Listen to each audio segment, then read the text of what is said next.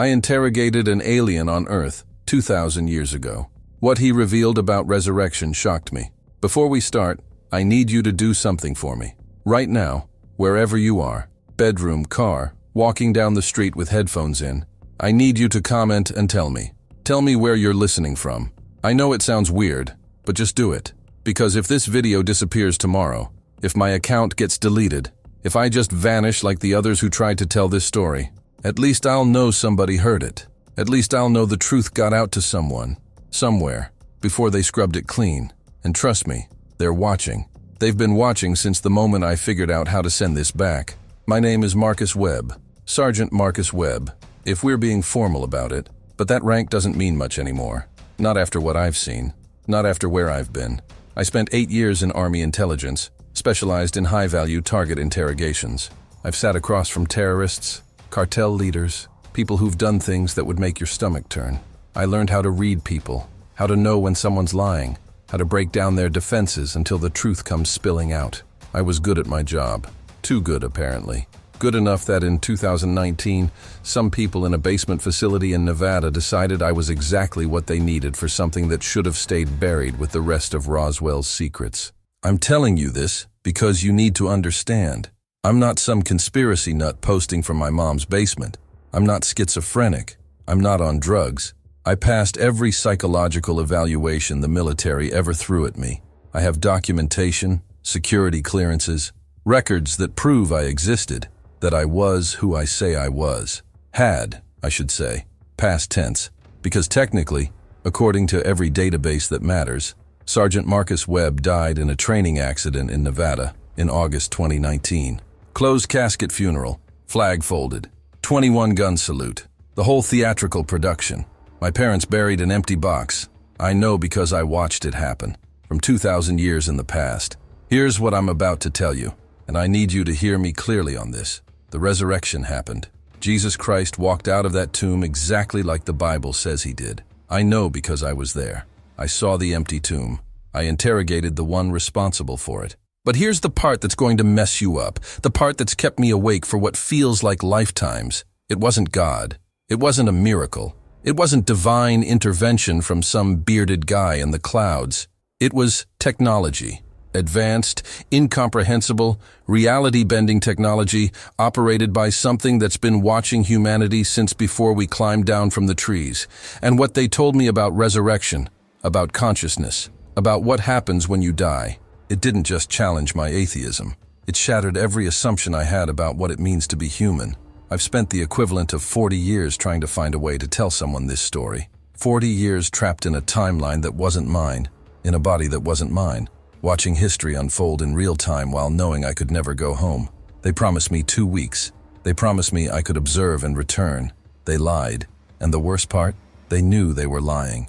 They needed someone to stay behind, to document, to witness. They needed a consciousness that could bridge 2 eras. I was never coming back. The moment I agreed to step into that machine, I signed away everything I was, everyone I knew, every future I might have had. But I learned something during those decades, something they didn't anticipate. You see, when you exist outside your proper timeline, when your consciousness gets stretched across centuries, you start to perceive things differently. You start to understand that time isn't a river flowing in one direction. It's more like a frequency, a vibration you can learn to manipulate if you know how. And the being I interrogated in that cell beneath Jerusalem, he taught me. Not intentionally, but I watched, I learned, I adapted. I figured out how to encode my memories, my experiences, my testimony into a waveform that can travel backwards through time. That's how you're hearing this now. That's how I'm speaking to you from somewhere between death and whatever comes after. The people who ran Project Kronos think this information died with me in 73 AD. They think their secret is safe. They think nobody will ever know what they did, what they discovered, what they've been hiding about the true nature of human consciousness. They're wrong, because I'm not just Marcus Webb anymore. I'm something else now, something that exists in the spaces between moments, in the quantum foam of possibility. I'm a ghost in the machine of time itself, and I've got a story to tell. A story about what really happened in Jerusalem 2,000 years ago. A story about aliens who aren't aliens. About resurrection that isn't resurrection. About gods who aren't gods. And here's the thing that should terrify you. If you're hearing my voice right now, if these words are reaching you, it means your consciousness is already tuned to the right frequency. It means you're capable of receiving transmissions from outside normal space-time. It means you're one of the ones they've been looking for. The being in that cell told me that only certain people can perceive what I'm about to reveal. Only certain frequencies can decode this information. So if you've made it this far, if you're still listening, congratulations. You're not like everyone else. You never were. And after you hear what I have to say, you'll understand why that's both a gift and a curse. I'm going to tell you everything. Every detail of my recruitment into Project Kronos. Every moment of my transition into the past. Every word of my conversation with the entity they found near Christ's empty tomb. Every revelation about the technology behind resurrection. About the dimensional observers who've been steering human evolution. About what really happens when we die. I'm going to tell you why religion is both completely real and completely misunderstood. Why faith works, but not for the reasons you think. Why the resurrection was the most important event in human history, but not because it proved God exists. But before I do, I need to warn you. This information changes people. Once you know what I know, you can't unknow it. You can't go back to comfortable certainty about anything. You'll question everything, your beliefs, your memories, your sense of self. You'll wonder if your thoughts are really yours, or if they're being influenced from outside our dimensional frequency. You'll look at churches differently, at death differently, at life differently. Some people who've heard fragments of this story have called me a heretic. Others have called me a prophet. I'm neither. I'm just a soldier who got sent on a mission that was never supposed to end, who learned secrets that were never meant to be shared, and who found a way to scream the truth across 2 millennia of silence. So go ahead, comment where you're listening from. Mark yourself as a witness, because what comes next is going to change everything you think you know about the most famous resurrection in human history. It started with a phone call I shouldn't have received. July 2019, 3 in the morning, same witching hour when bad news always arrives. I was stationed at Fort Meade at the time, doing routine intelligence analysis, nothing glamorous. The voice on the other end didn't identify himself, didn't ask if I was Marcus Webb, just said, "You've been selected for a consultation opportunity. A car will arrive at your residence at 0600 hours. Bring nothing. Tell no one." This conversation never happened. Then the line went dead. No callback number. No explanation. Just that cold, bureaucratic tone that told me this wasn't a request. It was an order wrapped in polite language. I could have ignored it. Should have ignored it. But 8 years in intelligence teaches you to recognize when someone with real power is reaching out. And curiosity has always been my fatal flaw. The car that pulled up was a black SUV with government plates and windows tinted so dark you couldn't see inside. 2 men in suits that screamed federal agent, the kind who wear earpieces and sunglasses even before dawn. They didn't speak during the entire drive, didn't answer when I asked where we were going, just handed me a tablet with a non-disclosure agreement so dense with legal language that it would take a team of lawyers a week to parse. The key phrases jumped out though. Matters of national security, unauthorized disclosure punishable by imprisonment, psychological evaluation required, permanent classification. I signed it. What else was I going to do? Jump out of a moving vehicle doing 80 down the interstate? Sometimes I think I should have. We drove for 6 hours, heading west into Nevada. I watched the landscape change from suburban sprawl to desert emptiness, the kind of nowhere that makes you understand why the government puts its secrets out here. Eventually, we turned off onto an access road that didn't appear on any map, past checkpoint after checkpoint, each one more serious than the last. Armed guards, biometric scanners, gates that looked like they could stop a tank. And then, in the middle of what looked like abandoned scrubland, we stopped at what appeared to be a maintenance shed for some forgotten mining operation. One of the suits pressed his hand to a scanner disguised as a rusted electrical box, and the ground opened up. Literally opened. A hydraulic platform descended, taking us and the SUV down into the earth, down past layers of rock and reinforced concrete, down so far my ears popped twice from the pressure change. The facility underneath was massive. Imagine if someone hollowed out a mountain and built a small city inside it. Fluorescent lights stretching into the distance, corridors wide enough to drive trucks through, the hum of massive ventilation systems and the smell of recirculated air. People in lab coats and military uniforms moving with purpose, nobody making eye contact, Everyone acting like a secret underground base in the Nevada desert was perfectly normal. They led me through security theater that made airport screening look like a gentle pat-down. Full body scanners, blood draw, retinal scan, questions about my psychological history, my family, my beliefs about religion and the afterlife. That last one should have been a red flag the size of Texas, but I was already too deep to back out. When someone shows you this much classified infrastructure, you don't get to just walk away and forget about it. Finally, they brought me to a conference room that looked like every other government conference room I'd ever been in. Cheap table, uncomfortable chairs, a projection screen on the wall. Except this one was deep enough underground that a nuclear strike wouldn't scratch it. 3 people were waiting. A woman in an Air Force colonel's uniform, a man in a civilian suit who had CIA written all over him, and an older scientist type with wild gray hair and the kind of exhaustion in his eyes that comes from seeing things that violate the laws of physics. The colonel spoke first. "Sergeant Webb, thank you for your discretion. What we're about to show you is classified at a level that officially doesn't exist. You've been selected because your psychological profile, military record, and interrogation expertise make you uniquely qualified for an opportunity that will sound like science fiction. We need you to keep an open mind." That's when they showed me the footage. Grainy, black and white, time-stamped 1947. The Roswell crash site, but not the weather balloon story they fed the public. Actual wreckage, actual bodies, 3 of them, small and gray, and definitely not human. But that wasn't the shocking part.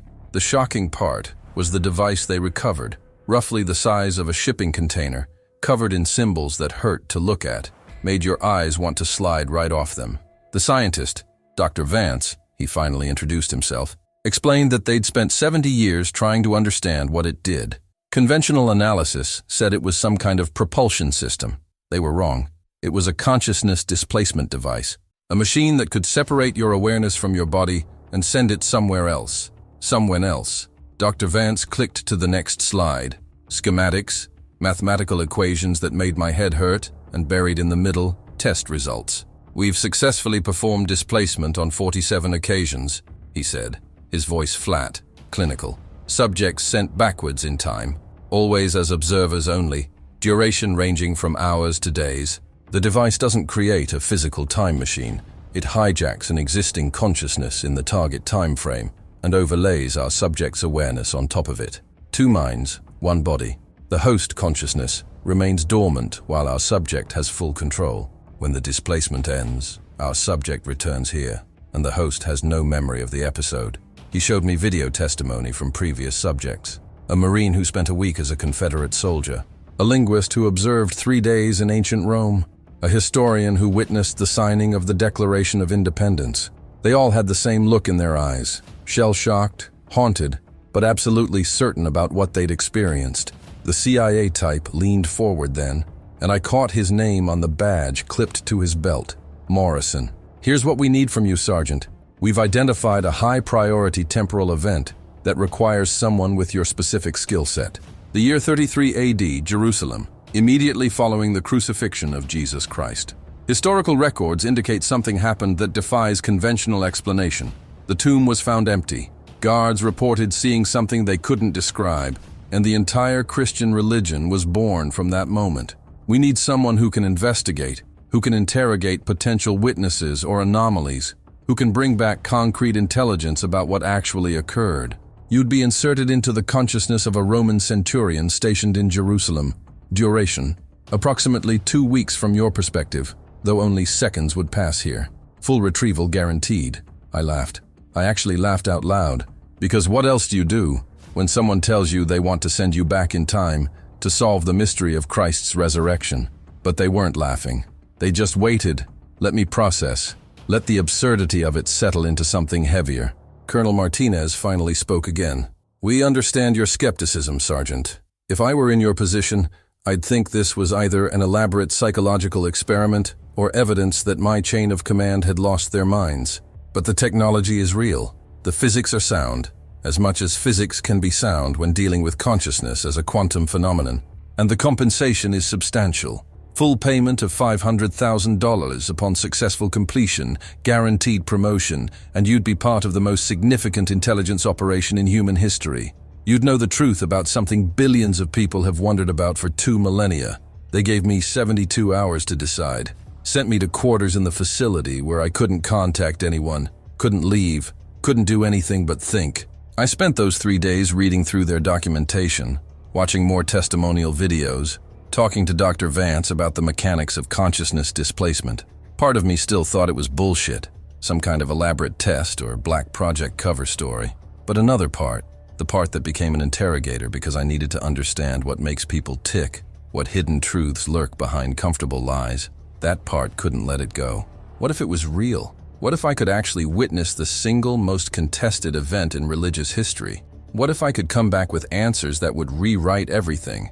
The money didn't hurt either, honestly. $500,000 would set up my parents for life, pay off every debt, give me options I'd never had. So on hour 71, I walked back into that conference room and said the words that ended my life as I knew it.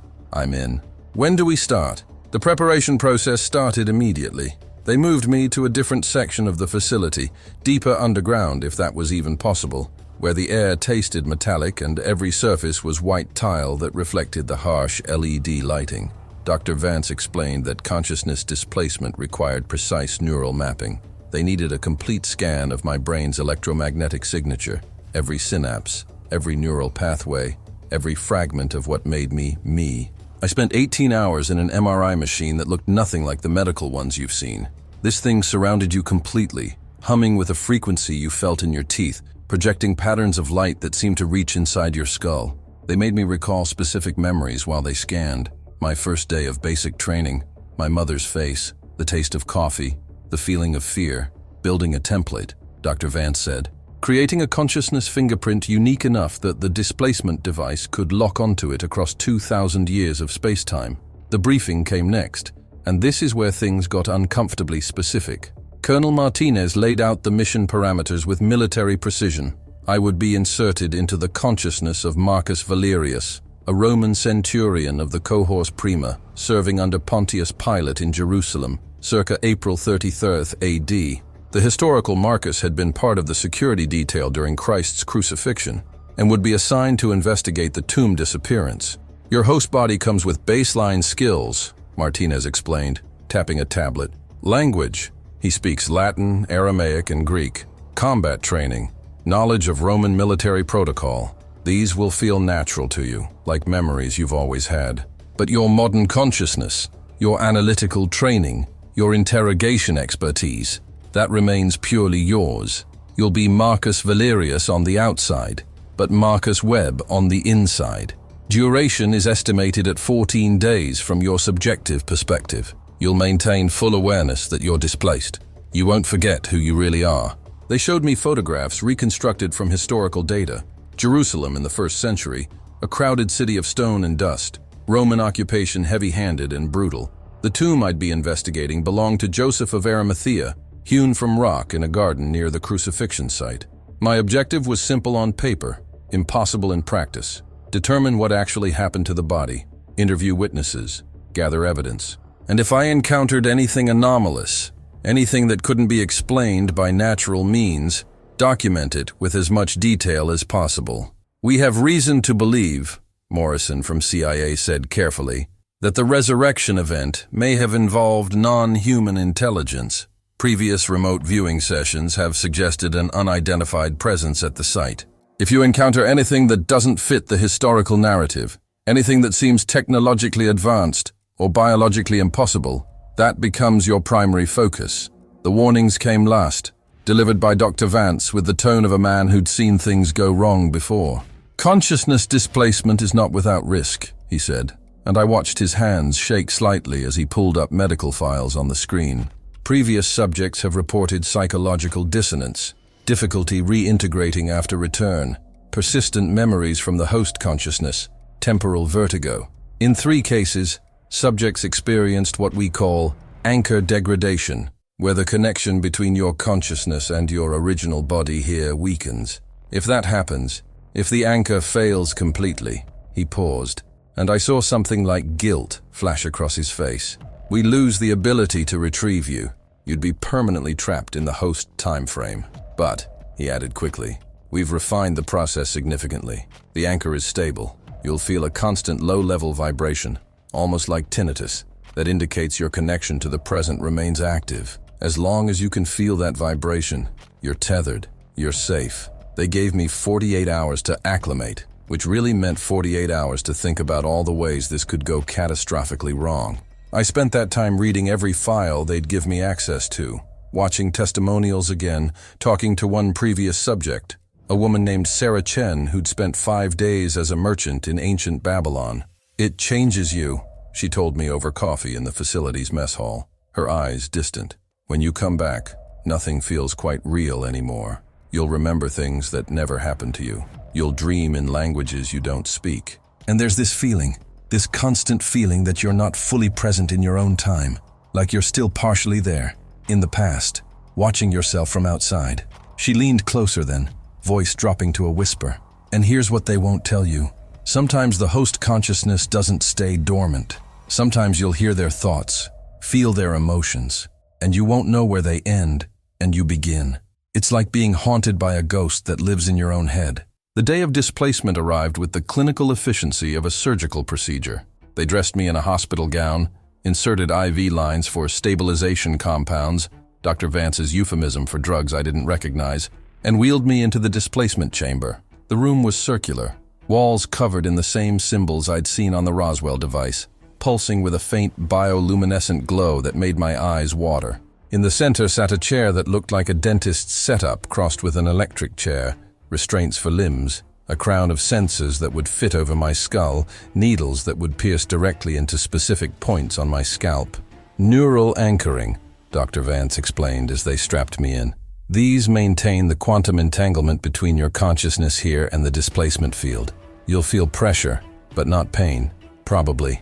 That "probably" did not inspire confidence, but I was already locked in, literally and figuratively.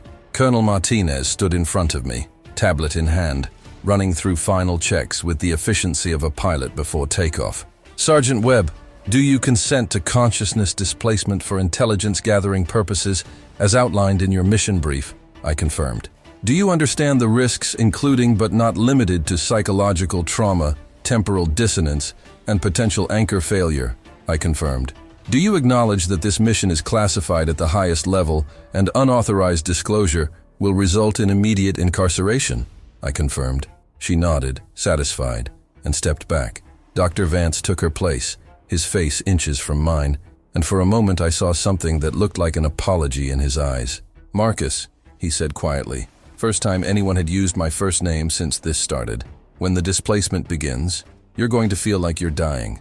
Every nerve in your body will scream that something is fundamentally wrong. Don't fight it. Surrender to it. The more you resist, the harder the transition. Let yourself fall." The machine activated with a sound that wasn't quite a sound, more like a pressure wave you felt in your bones, a vibration that started at the base of your skull and spread through your entire nervous system. The symbols on the walls began to pulse faster, synchronized with my heartbeat, and I realized with cold horror that they were somehow reading my biorhythms and feeding them back, creating a resonance loop. Then, the needles in my scalp went active, and Dr. Vance was wrong. There was pain. Enormous, all-consuming pain, like someone was pulling my brain apart one neuron at a time. I tried to scream, but my jaw was locked, muscles rigid, every synapse firing at once in a seizure that threatened to shake me apart. The room began to twist, geometry becoming fluid, walls bending in directions that didn't exist in three-dimensional space. I could see through time. I swear I could. Past and future laid out like a highway, and I was being pulled backward along it at impossible speed. My vision fractured into 1,000 overlapping images. The facility, Jerusalem, my childhood home, places I'd never been, faces I'd never seen, all bleeding together in a kaleidoscope of memory and possibility. I felt myself fragmenting, my sense of self dissolving like salt in water, and for a terrifying moment I couldn't remember my name, couldn't remember what year it was.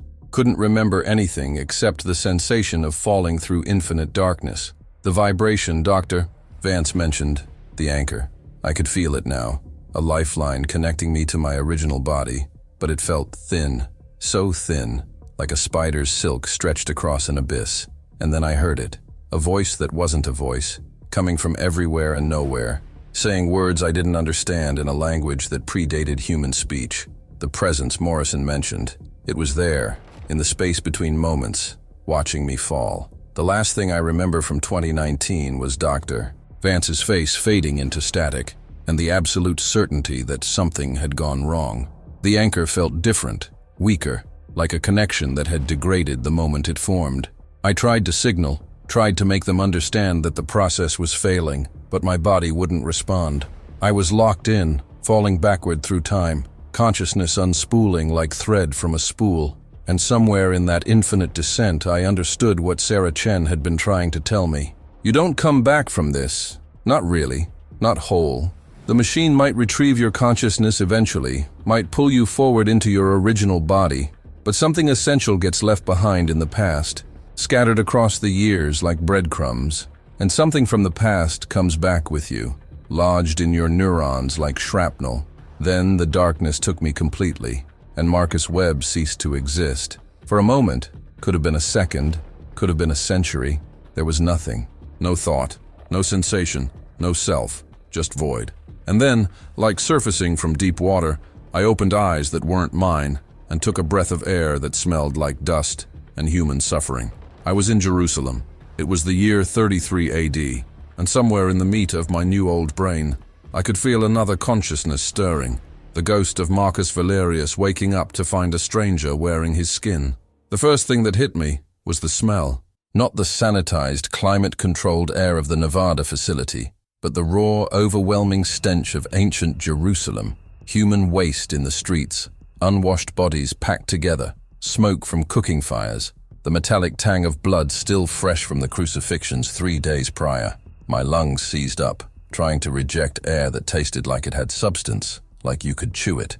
I was lying on something hard, a wooden bed frame with a thin mat that barely qualified as padding, in a room lit by oil lamps that made everything flicker with shadows. My body felt wrong, not painful, just wrong, heavier, thicker, muscles in different places, scars I'd never earned cutting across skin that was more weathered, more damaged than my 34-year-old frame should be.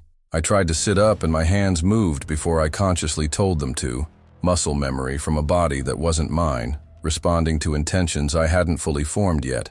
That's when the memories hit. Not like remembering something from your past, but like downloading information directly into your brain, fast and violent and completely disorienting.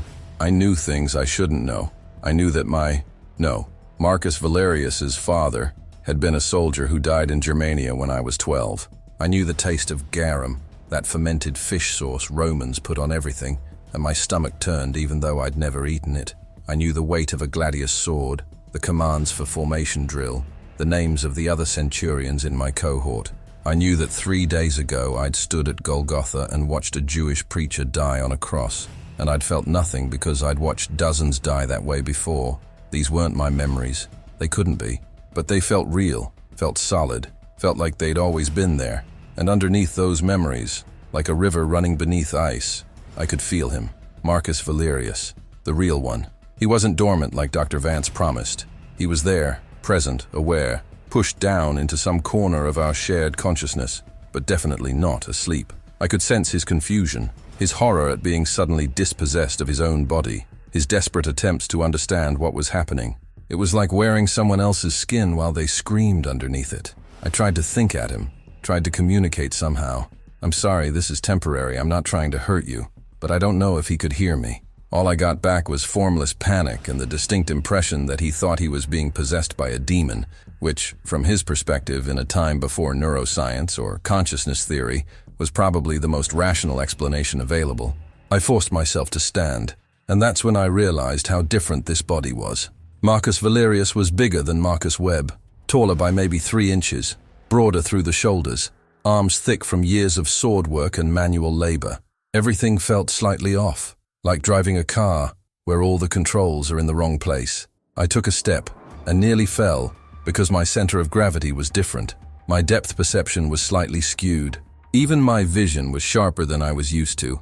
Apparently, first-century Romans didn't have the benefit of staring at screens all day.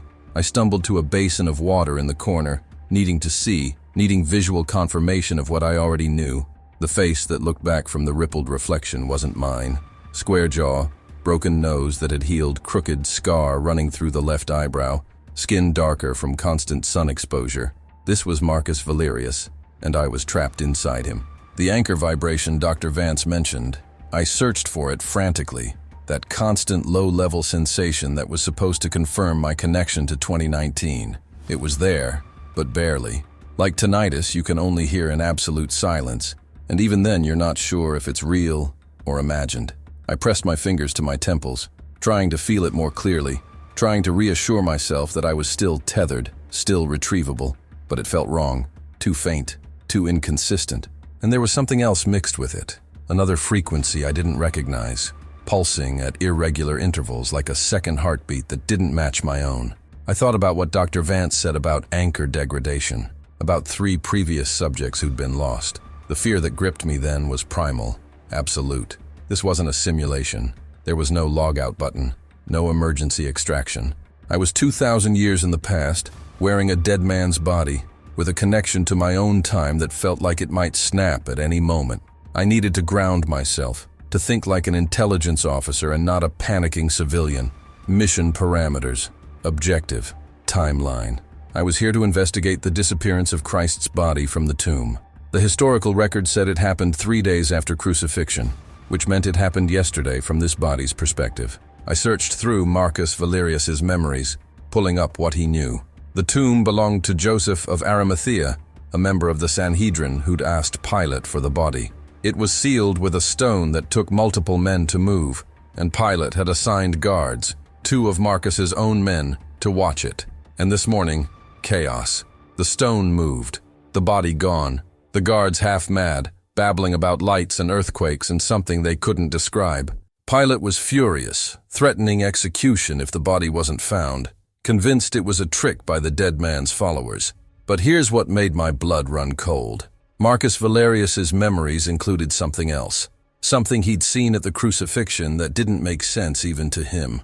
When the preacher finally died, when he gave up that last breath and went still on the cross, there had been a moment, just a fraction of a second, where the body did something impossible. It flickered, like a projection losing signal, like reality glitching for just an instant. Marcus had convinced himself it was heat distortion, exhaustion, too much sun.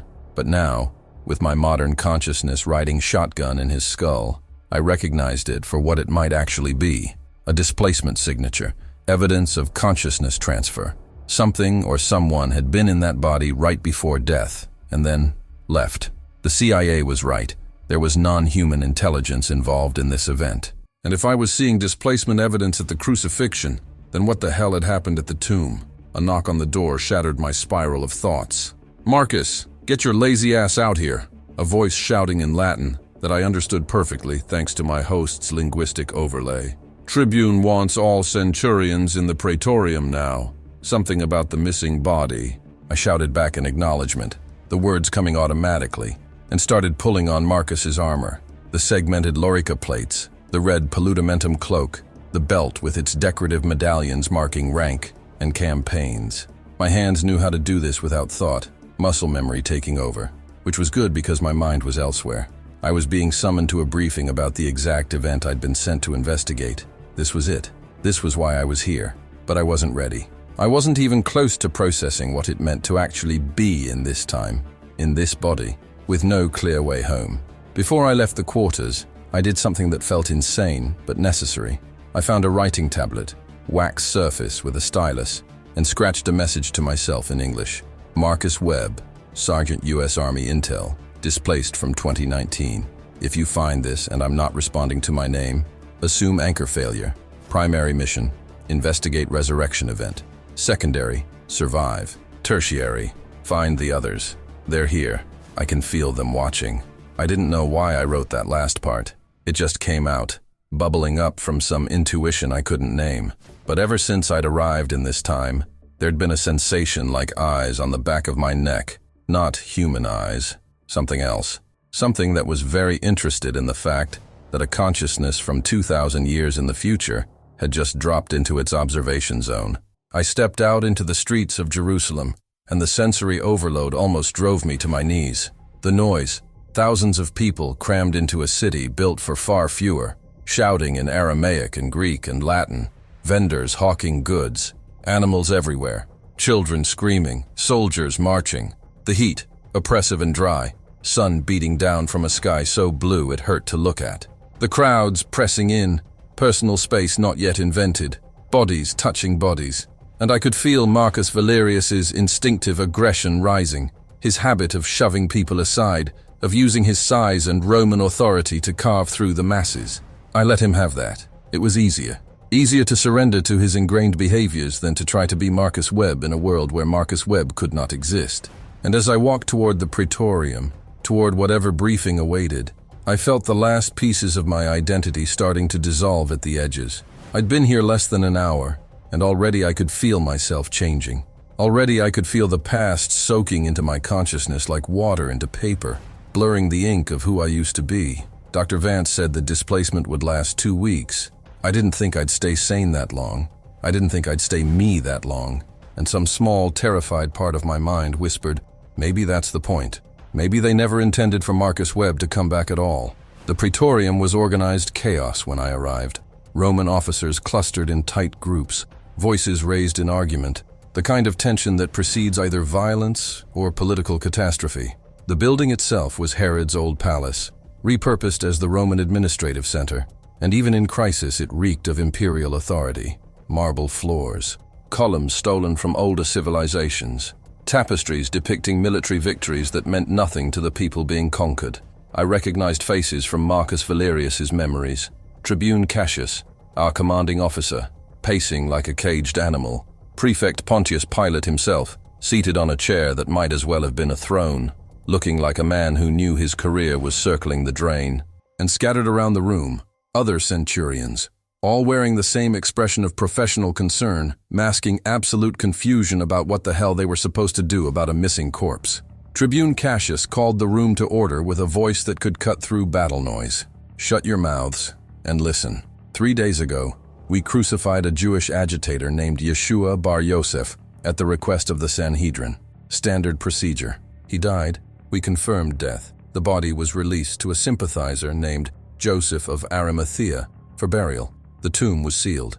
I personally assigned 2 guards, Quintus and Tiberius, both experienced men, to watch it because Pilate was concerned about the followers stealing the body and claiming their preacher rose from the dead. He paused, jaw tight with barely controlled fury. This morning the stone was moved.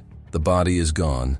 And our 2 guards are currently in cells babbling like they've lost their minds about things that violate every law of nature and military protocol I've ever learned.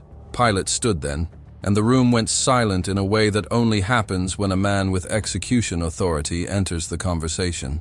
Gentlemen, he said, his Latin carrying the accent of Rome itself, refined and cold.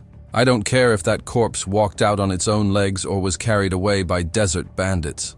I don't care if it was his followers, a rival sect, or the gods themselves playing games. What I care about is that the Sanhedrin is already spreading rumors that their Messiah has risen, that this is proof of divine favor, and that Roman authority couldn't even keep a dead Jew in his tomb. Do you understand what this means politically? He let the question hang. This province is a powder keg. We have Passover crowds still in the city, religious fervor at its peak, and now we've handed them a miracle they can rally around. If we don't find that body and prove this was theft, not resurrection, we're looking at riots, possibly uprising, and Rome will ask why we allowed it to happen. One of the other centurions, Lucius, Marcus's memories supplied, a veteran of the German campaigns, spoke up. Sir, with respect, have you spoken to Quintus and Tiberius? I've known these men for years. They're not the type to fabricate stories or abandon their post. If they say something happened at that tomb, something they couldn't explain, Pilate cut him off with a gesture sharp as a blade. I've spoken to them. They claim they saw lights, felt an earthquake that no one else in the city noticed, and encountered a figure they describe as burning without fire, who moved the stone single-handedly. They also claim they were paralyzed, unable to move or speak, until the figure was gone. He let the absurdity of that sink in. Now either they fell asleep, let someone steal the body, and concocted this tale to avoid execution, or something genuinely anomalous occurred. Either way, our problem remains the same. no body, no evidence, and a story that makes us look incompetent, or worse. Tribune Cassius pointed at me and 2 other centurions. Marcus, Gaius, Septimus, you 3 are going to investigate. Interview the guards again, separately. Look for inconsistencies. Go to the tomb. Search for physical evidence. Footprints, tool marks, anything that proves human agency. Talk to anyone who was in the area that night. I want witnesses. I want explanations. And I want them by sundown. The prefect is writing his report to Governor Vitellius tomorrow, and we need something better than a corpse vanished mysteriously. He leaned forward, and I saw genuine concern beneath his professional demeanor. And listen carefully. If you find evidence of something that doesn't fit our understanding of reality, something that suggests non-human involvement or technology we can't explain, you report directly to me before anyone else. There are elements in Rome who have interest in such matters. Understand? That last part made my blood freeze. Elements in Rome interested in anomalous phenomena? In the year 33 AD, my intelligence training kicked in automatically, parsing the implications. Either the Romans had their own version of Project Chronos, ancient precursors investigating weird events, or there was something else going on. Something that suggested non-human intelligence had been operating openly enough in this time period that military officers had protocols for it. I thought about Morrison's briefing, about previous remote viewing sessions, suggesting an unidentified presence at the resurrection site. What if that presence wasn't a one-time occurrence? What if these entities, whatever they were, had been active throughout human history, and certain people in power knew it? The weight of that realization hit me like a physical blow. I wasn't just investigating a historical mystery, I was stumbling into something much larger, much older, much more dangerous. As the briefing broke up and centurions filed out to begin their assignments, I stood there processing what I'd just heard, trying to reconcile my mission parameters with this new information. I'd been sent back to determine what happened at Christ's tomb, operating under the assumption that I was the only temporal anomaly in play. But what if I wasn't? What if the displacement technology Project Chronos had recovered from Roswell wasn't alien tech at all, but ancient human technology reverse-engineered from something that had been here all along? What if the resurrection itself was another consciousness displacement, another transfer? Someone from outside time stepping into that body on the cross, and then stepping out 3 days later. The theological implications made my head spin. If Jesus Christ was a displaced consciousness, piloting a human body, if resurrection was just advanced technology, then what was Christianity? A cargo cult built around misunderstood science, a religion founded on an intelligence operation gone public. I needed air. I needed to think. But Gaius grabbed my arm as I headed for the door. Shorter than Marcus's body, stocky, with the calculating eyes of a man who'd survived by being smarter than his opponents. "Marcus, you look like you've seen a ghost," he said in Latin, words that Marcus Valerius would understand as casual concern, but that hit me with unintended irony. "You all right? You've been acting strange since you woke up." That sent alarm bells through my skull. If Marcus's fellow officers were noticing behavioral changes, that meant I wasn't blending well. Wasn't letting the host consciousness's mannerisms dominate enough. I forced what I hoped was a reassuring smile. "Strange times, Gaius. Dead men disappearing, guards talking about burning figures. Makes a man question what's real." He studied me for a moment too long, then nodded. "Just remember, whatever we find at that tomb, we write it in a way that makes sense to Rome. Mystery is dangerous. Mystery gets people executed. We find a rational explanation, or we create one. Clear?" Gaius and Septimus left together, heading toward the cells where Quintus and Tiberius were being held, leaving me with the assignment to examine the tomb itself, which was exactly what I needed. Time alone at the actual site, chance to look for evidence that my 2019 handlers could never have predicted. I requisitioned a horse from the stable, mounted up with muscle memory that wasn't mine, and rode through Jerusalem's crowded streets toward the garden near Golgotha. And as I rode, pushing through crowds that parted reluctantly for Roman authority, I kept thinking one thought over and over. I'm inside it. I'm inside the single most contested, most analyzed, most world-changing event in human history. And I know something no scholar, no theologian, no historian has ever known. I know that something genuinely anomalous happened here. I know that non-human intelligence was involved. And I know that in about 2,000 years, people will still be arguing about whether any of this was real. The weight of that knowledge was crushing.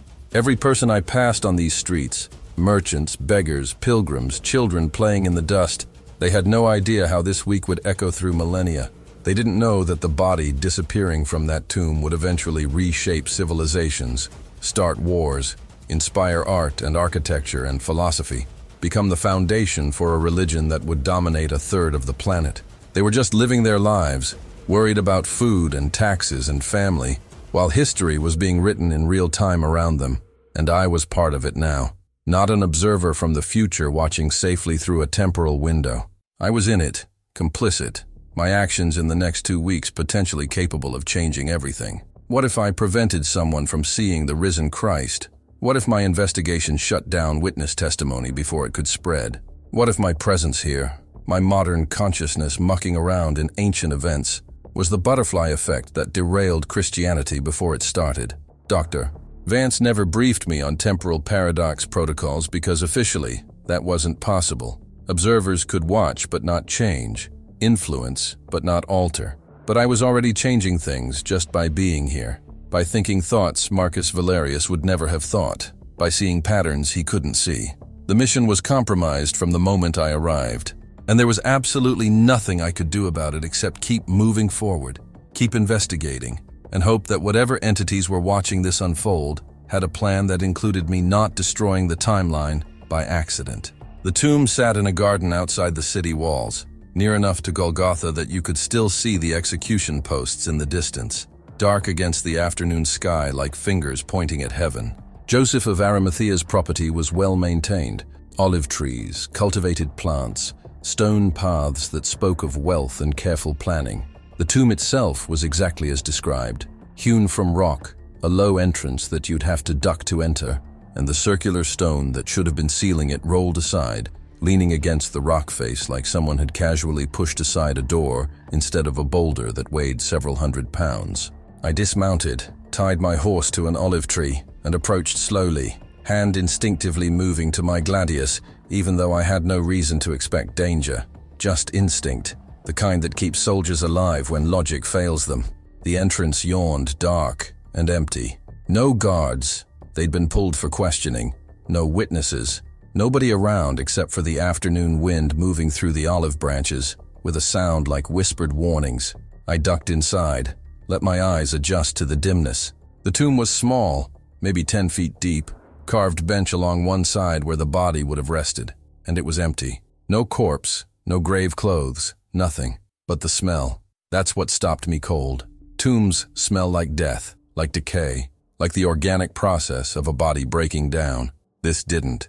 This smelled like ozone, like the air after lightning strikes, like something that had nothing to do with human mortality. I'd smelled that exact scent once before, in the Nevada facility, when they powered up the displacement device. The smell of reality being bent, of physics operating outside normal parameters.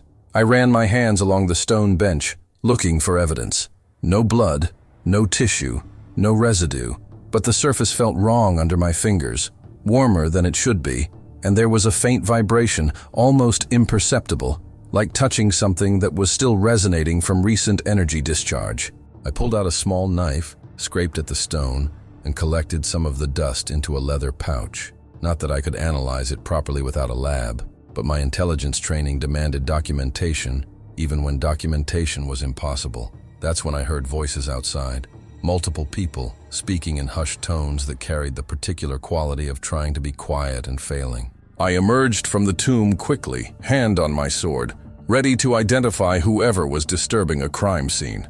What I found was a patrol, 4 of our auxiliary troops, local recruits who did the grunt work Romans didn't want to do, surrounding someone. "Centurion!" one of them called when he saw me, relief obvious in his voice. "We found someone, here, at the tomb. We tried to question him, but he doesn't speak properly, doesn't respond to commands." We thought maybe. He trailed off as I approached, and that's when I got my first clear look at the figure they'd detained. And everything I thought I understood about this mission collapsed into dust. He looked human at first glance.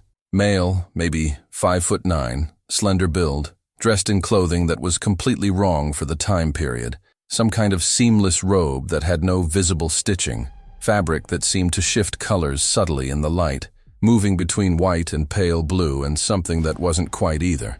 No sandals. Bare feet that should have been dirty from walking these dusty roads but were somehow clean. His face was, I want to say normal, but that's not quite right. The proportions were slightly off in a way I couldn't immediately identify. Eyes maybe a bit too large, nose too symmetrical. Something that hit the uncanny valley hard, making my brain scream, "This is wrong," while unable to pinpoint exactly what was wrong about it. He stood perfectly still, not struggling against the auxiliary troops who'd grabbed his arms, just watching everything with an expression that could have been curiosity or complete indifference. I couldn't tell which. "Release him," I ordered in Aramaic, the language locals would understand. The troops hesitated. Romans didn't usually tell them to let prisoners go, but they obeyed. The figure didn't move once freed, didn't run, didn't attack, didn't even step back to create distance. Just stood there, those two large eyes fixed on me with an intensity that made my skin crawl. I switched to Latin. "Who are you? What are you doing here?" Nothing. No response. I tried Greek, thinking maybe he was from one of the Hellenistic cities. Still nothing. Then, on impulse, I tried something insane. I spoke in English. "Can you understand me?" And the figure's head tilted slightly, and I saw something flicker behind those eyes. Recognition, understanding, and something else. Amusement, maybe, or satisfaction that I'd figured it out. That's when I noticed the details that my conscious mind had been trying to ignore, but my subconscious had been screaming about since I first saw him. His eyes didn't blink, not once in the entire time I'd been watching. The rise and fall of his chest that should indicate breathing was too regular, too perfectly timed, like a machine mimicking a biological process rather than an actual biological process happening naturally. And when the afternoon sun hit his face at a particular angle, his eyes reflected the light wrong. Not the red eye effect you get in photographs, but something greenish, something that suggested the structure behind those pupils was fundamentally different from human anatomy. I took a step closer, and he didn't react. Didn't show any of the normal defensive responses a human would show when an armed soldier approached. Just kept watching, with that unblinking stare. "You were at the tomb when it opened," I said in English, keeping my voice low enough that the auxiliary troops wouldn't hear or understand. "You know what happened to the body." It wasn't a question.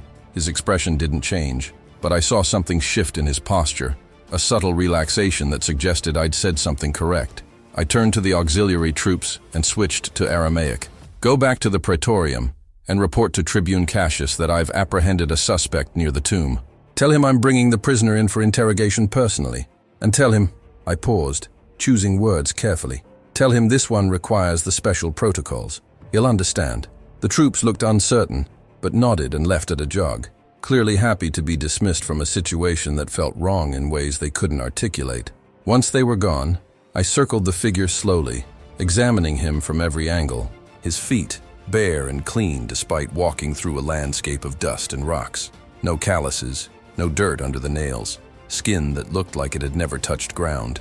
His hands were the same, smooth and unmarked, no scars or signs of manual labor, or even daily living. The robe moved wrong when wind touched it, rippling in patterns that didn't match air currents, like the fabric itself was responding to forces I couldn't perceive. And the smell. Now that I was close, I could smell that ozone scent coming from him, stronger than what I'd detected in the tomb, like his body was generating that electromagnetic signature naturally. "You're not human," I said quietly, still in English. "You're what they sent me here to find. You're the presence Morrison detected in the remote viewing sessions. You're what the guards saw." No response, just that patient, unblinking stare. I made a decision that would have gotten me court-martialed if there had been anyone to report to. "I'm going to take you back to the city.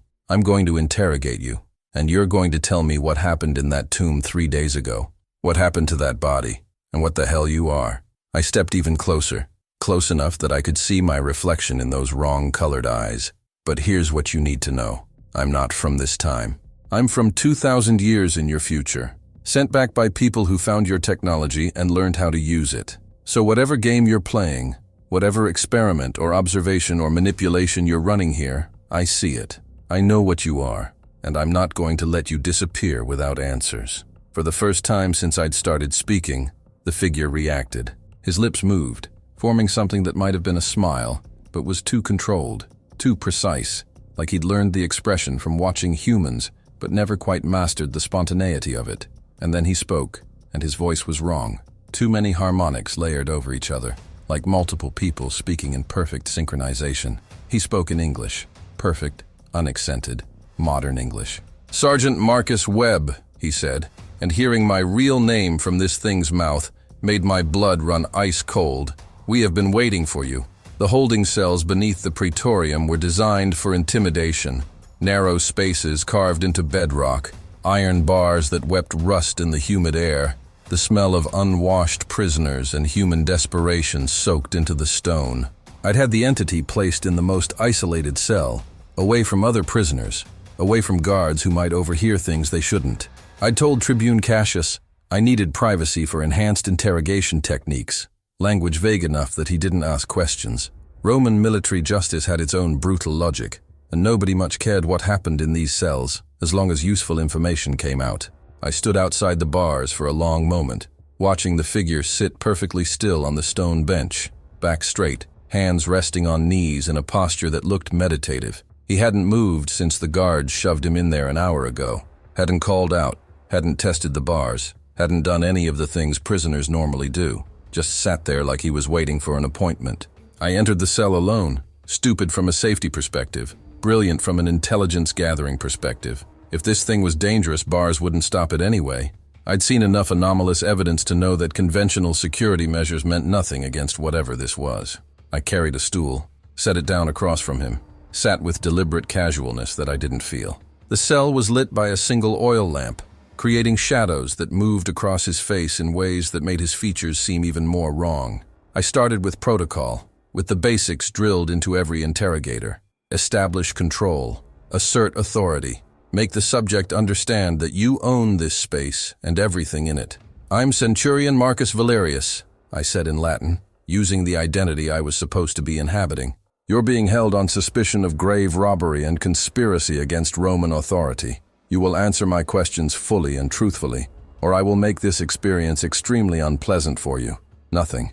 No response. He just looked at me with those unblinking eyes, and I had the distinct impression he was analyzing me the way a scientist analyzes a specimen, cataloging, measuring, completely detached from any concept of being threatened.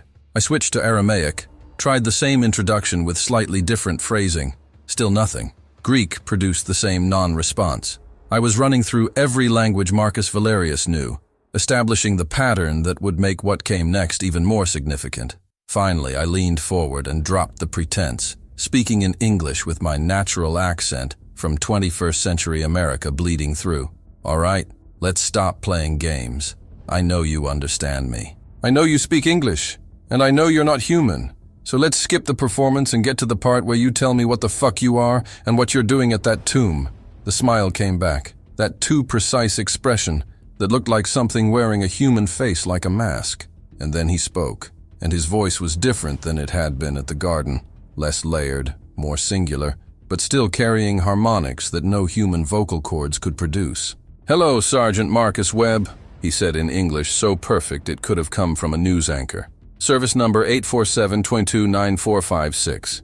Graduated Fort Benning 2011. Specialized training at Fort Huachuca 2013. Current assignment Army Intelligence at Fort Meade until your recruitment into Project Kronos July 2019. Displaced Consciousness Protocol initiated August 3, 2019 at IRO 347 hours.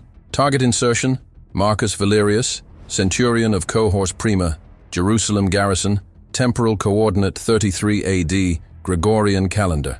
He paused, and I swear something like amusement flickered in those eyes. "Estimated retrieval date, August 17th, 2019. Except that won't happen, will it? Because your anchor degraded the moment you arrived. You felt it. That weakness, that fading connection. You're not going home, Marcus. You never were." My blood turned to ice water. Every piece of classified information he'd just recited, my service number, training locations, exact dates and times, that was buried under so many layers of secrecy that even most people in Project Kronos didn't have access to it, and he knew. This thing sitting in a cell in 1st century Jerusalem knew details about my life that wouldn't exist for 2,000 years. I forced my voice to stay level, to not show the existential terror clawing at my insides. "How do you know any of that? How do you know who I am?" He tilted his head in that too precise way again, like he was calibrating the gesture for maximum effect. Because we've been watching your species for a very long time, Sergeant. Watching, documenting, occasionally intervening. Your Project Kronos is quaint. Clever, certainly, for a species barely past splitting the atom. But you're not the first to figure out consciousness displacement. You're just the first in your particular timeline to weaponize it for intelligence gathering. I stood up, paced the small cell, trying to process this, while maintaining some semblance of tactical thinking. You said you were waiting for me. That implies foreknowledge. That implies you knew Project Kronos would send someone back to investigate the resurrection event. He nodded, a gesture that looked slightly more natural than his smile, like he'd been practicing longer. We have been present at every significant inflection point in human development. Agriculture, writing, metallurgy, philosophy. Every time your species makes a cognitive leap, we observe, record. Sometimes we encourage certain outcomes. The resurrection event you're here to investigate is one of the most important interventions we've ever conducted. We knew it would eventually draw attention from your future. We've been monitoring temporal displacement signatures in this region for the past 73 years. Your years, linear time from your perspective. You're the first one to successfully anchor, however tenuously. The others, he paused, and I didn't like the implications of that pause. The others didn't survive the transition intact. The others, I repeated, my mind racing. How many others? How many people has Project Kronos sent back here? He stood up smoothly, too smoothly, movement that had no wasted energy, no biological inefficiency. 3 before you, different teams, different time periods of insertion, all targeting this same event. One arrived in 29 AD and lost cohesion within hours. Host consciousness rejection, we believe you'd call it. One arrived in 35 AD, 2 years too late, and spent 6 months trying to piece together historical evidence before her anchor failed completely. One arrived yesterday, actually, temporally speaking, 12 hours before you. Different insertion point, different host body. We found him wandering near the crucifixion site, completely dissociated, speaking in languages that wouldn't exist for centuries. We had to help him transition. The way he said help made my stomach turn. So you see, Sergeant Webb, you're not special. You're just the latest in a series of attempts by your species to understand an event that fundamentally reshapes your collective consciousness. But you have something the others didn't. I didn't want to ask, but intelligence training meant I had to know. What's that? He stepped closer. Close enough that I could smell that ozone scent intensifying, like his body generated electromagnetic fields just by proximity. You have training, you have discipline, you have the ability to compartmentalize, to function under extreme psychological stress, to maintain operational focus even when reality contradicts everything you believe. And most importantly, he reached out one hand, and I saw his fingers were slightly too long, joints bending at angles that weren't quite right. He pointed at my head, not quite touching. You still have a functioning anchor, however weak. The others lost theirs completely. Yours is damaged but present, which means you can still transmit information back to your origin point. Not your consciousness, that's trapped here permanently, but data, memories, knowledge. You can become a transmission relay, Sergeant, a living record of what really happened here. That's why we allowed you to find me. That's why I'm telling you this instead of simply dissolving your cognitive patterns like we did with the others. The casual way he described erasing human consciousness, dissolving cognitive patterns, told me everything I needed to know about how this entity viewed us. We weren't people to him, we were data sets. Interesting phenomena to be studied and sometimes terminated when they became problematic. I sat back down, needed to ground myself, needed to think like an interrogator and not like a terrified man facing something that could erase him from existence with apparently minimal effort. You mentioned intervention. You said the resurrection was one of your most important interventions. What does that mean? What did you do? His expression shifted into something that might have been satisfaction, like I'd finally asked the question he'd been waiting for. We adjusted the frequency, he said, as if that explained anything. Human consciousness operates at specific electromagnetic frequencies. Most of you vibrate within a very narrow band, enough to animate biological matter, not enough to transcend it. But occasionally, very occasionally, an individual emerges who naturally resonates at a higher frequency. Your species has called them prophets, mystics, enlightened ones. They perceive reality differently because they literally experience more of the electromagnetic spectrum than baseline humans. He began pacing now, and his movements had that same too smooth quality, like watching CGI that almost but not quite matched reality. The man you call Jesus Christ was one such individual, born with a consciousness that operated at frequencies closer to our own than to baseline human. We'd been observing him since childhood, his ability to perceive beyond normal human limitations, his natural resonance with what you'd call the quantum field. He could influence matter at the molecular level through focused intention, could perceive information across temporal boundaries, could even transfer his consciousness temporarily into other living systems. Your religious texts call these miracles. We call them natural expressions of operating at a higher frequency band. He stopped pacing, turned to look at me directly. 3 days before you arrived here, that man died on a Roman cross. His consciousness, his essential pattern, separated from biological substrate as happens to all humans at death. But unlike most humans, his consciousness maintained coherence, didn't fragment, didn't dissipate, stayed whole because of that higher frequency operation. I was beginning to understand, and the implications were staggering. You're saying consciousness doesn't end at death. It just goes somewhere else? He nodded. Consciousness is electromagnetic information, Sergeant. Energy. And energy cannot be created or destroyed, only transformed. When humans die, their consciousness, what you call the soul, doesn't cease to exist. It transitions to a different frequency band, a different dimensional layer of reality. Most humans transition chaotically, consciousness fragmenting across multiple frequencies because they lack the coherence to maintain singular identity. But Jesus, he paused, and for the first time I detected something like genuine interest in his voice.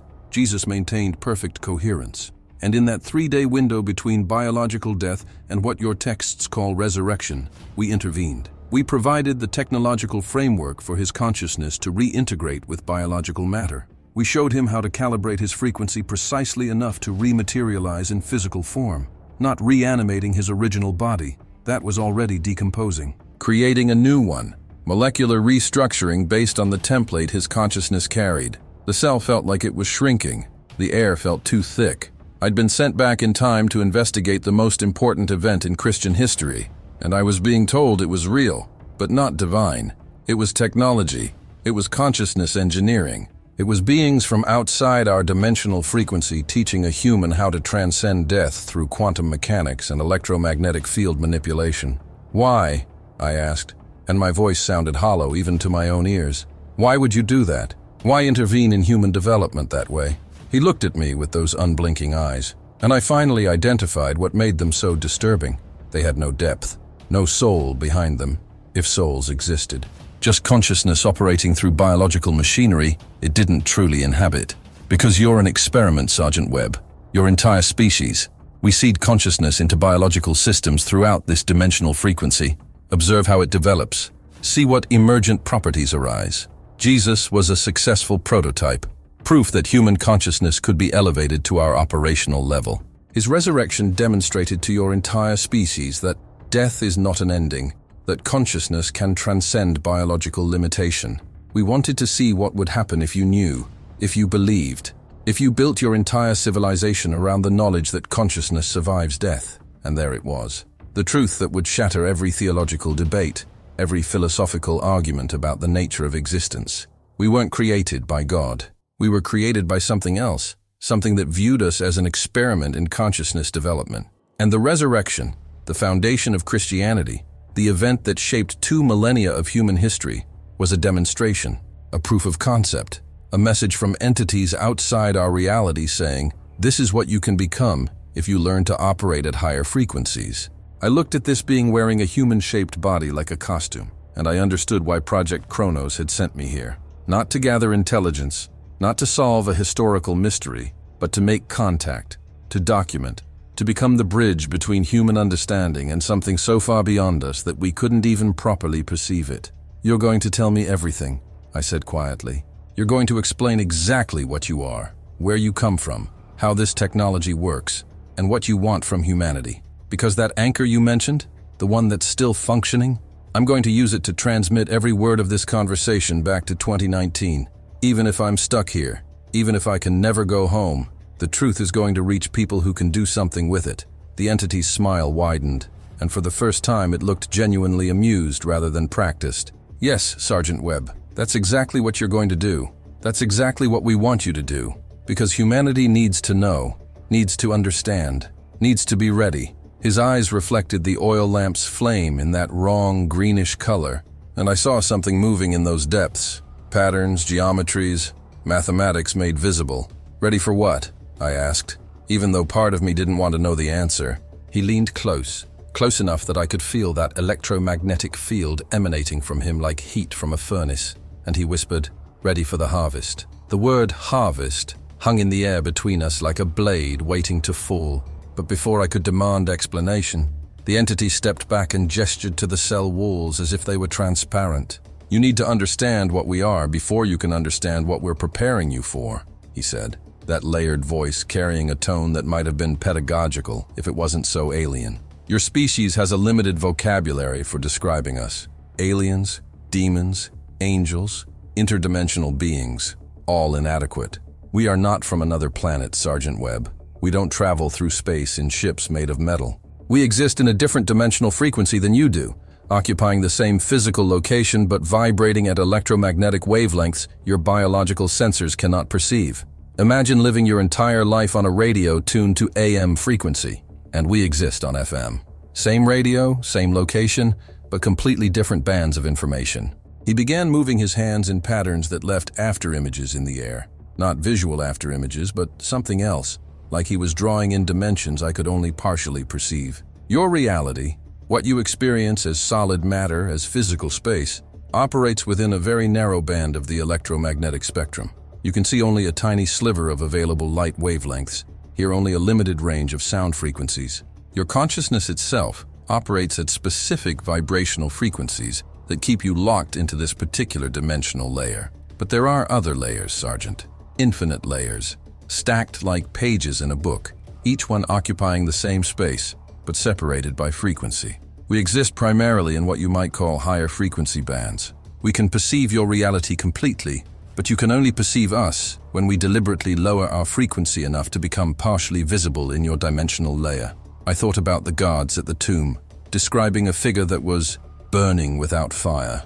I thought about the way this entity's clothing seemed to shift colors, the way his movements looked almost but not quite right. You're saying when people see angels or demons or whatever they call supernatural entities, they're actually seeing you, beings from another frequency temporarily manifesting in ours. He made a gesture that might have been a nod. Partially correct. Some of what your species calls supernatural phenomena is us, yes. But some is simply humans briefly accessing higher frequency perception, what you call psychic abilities, religious visions, near-death experiences.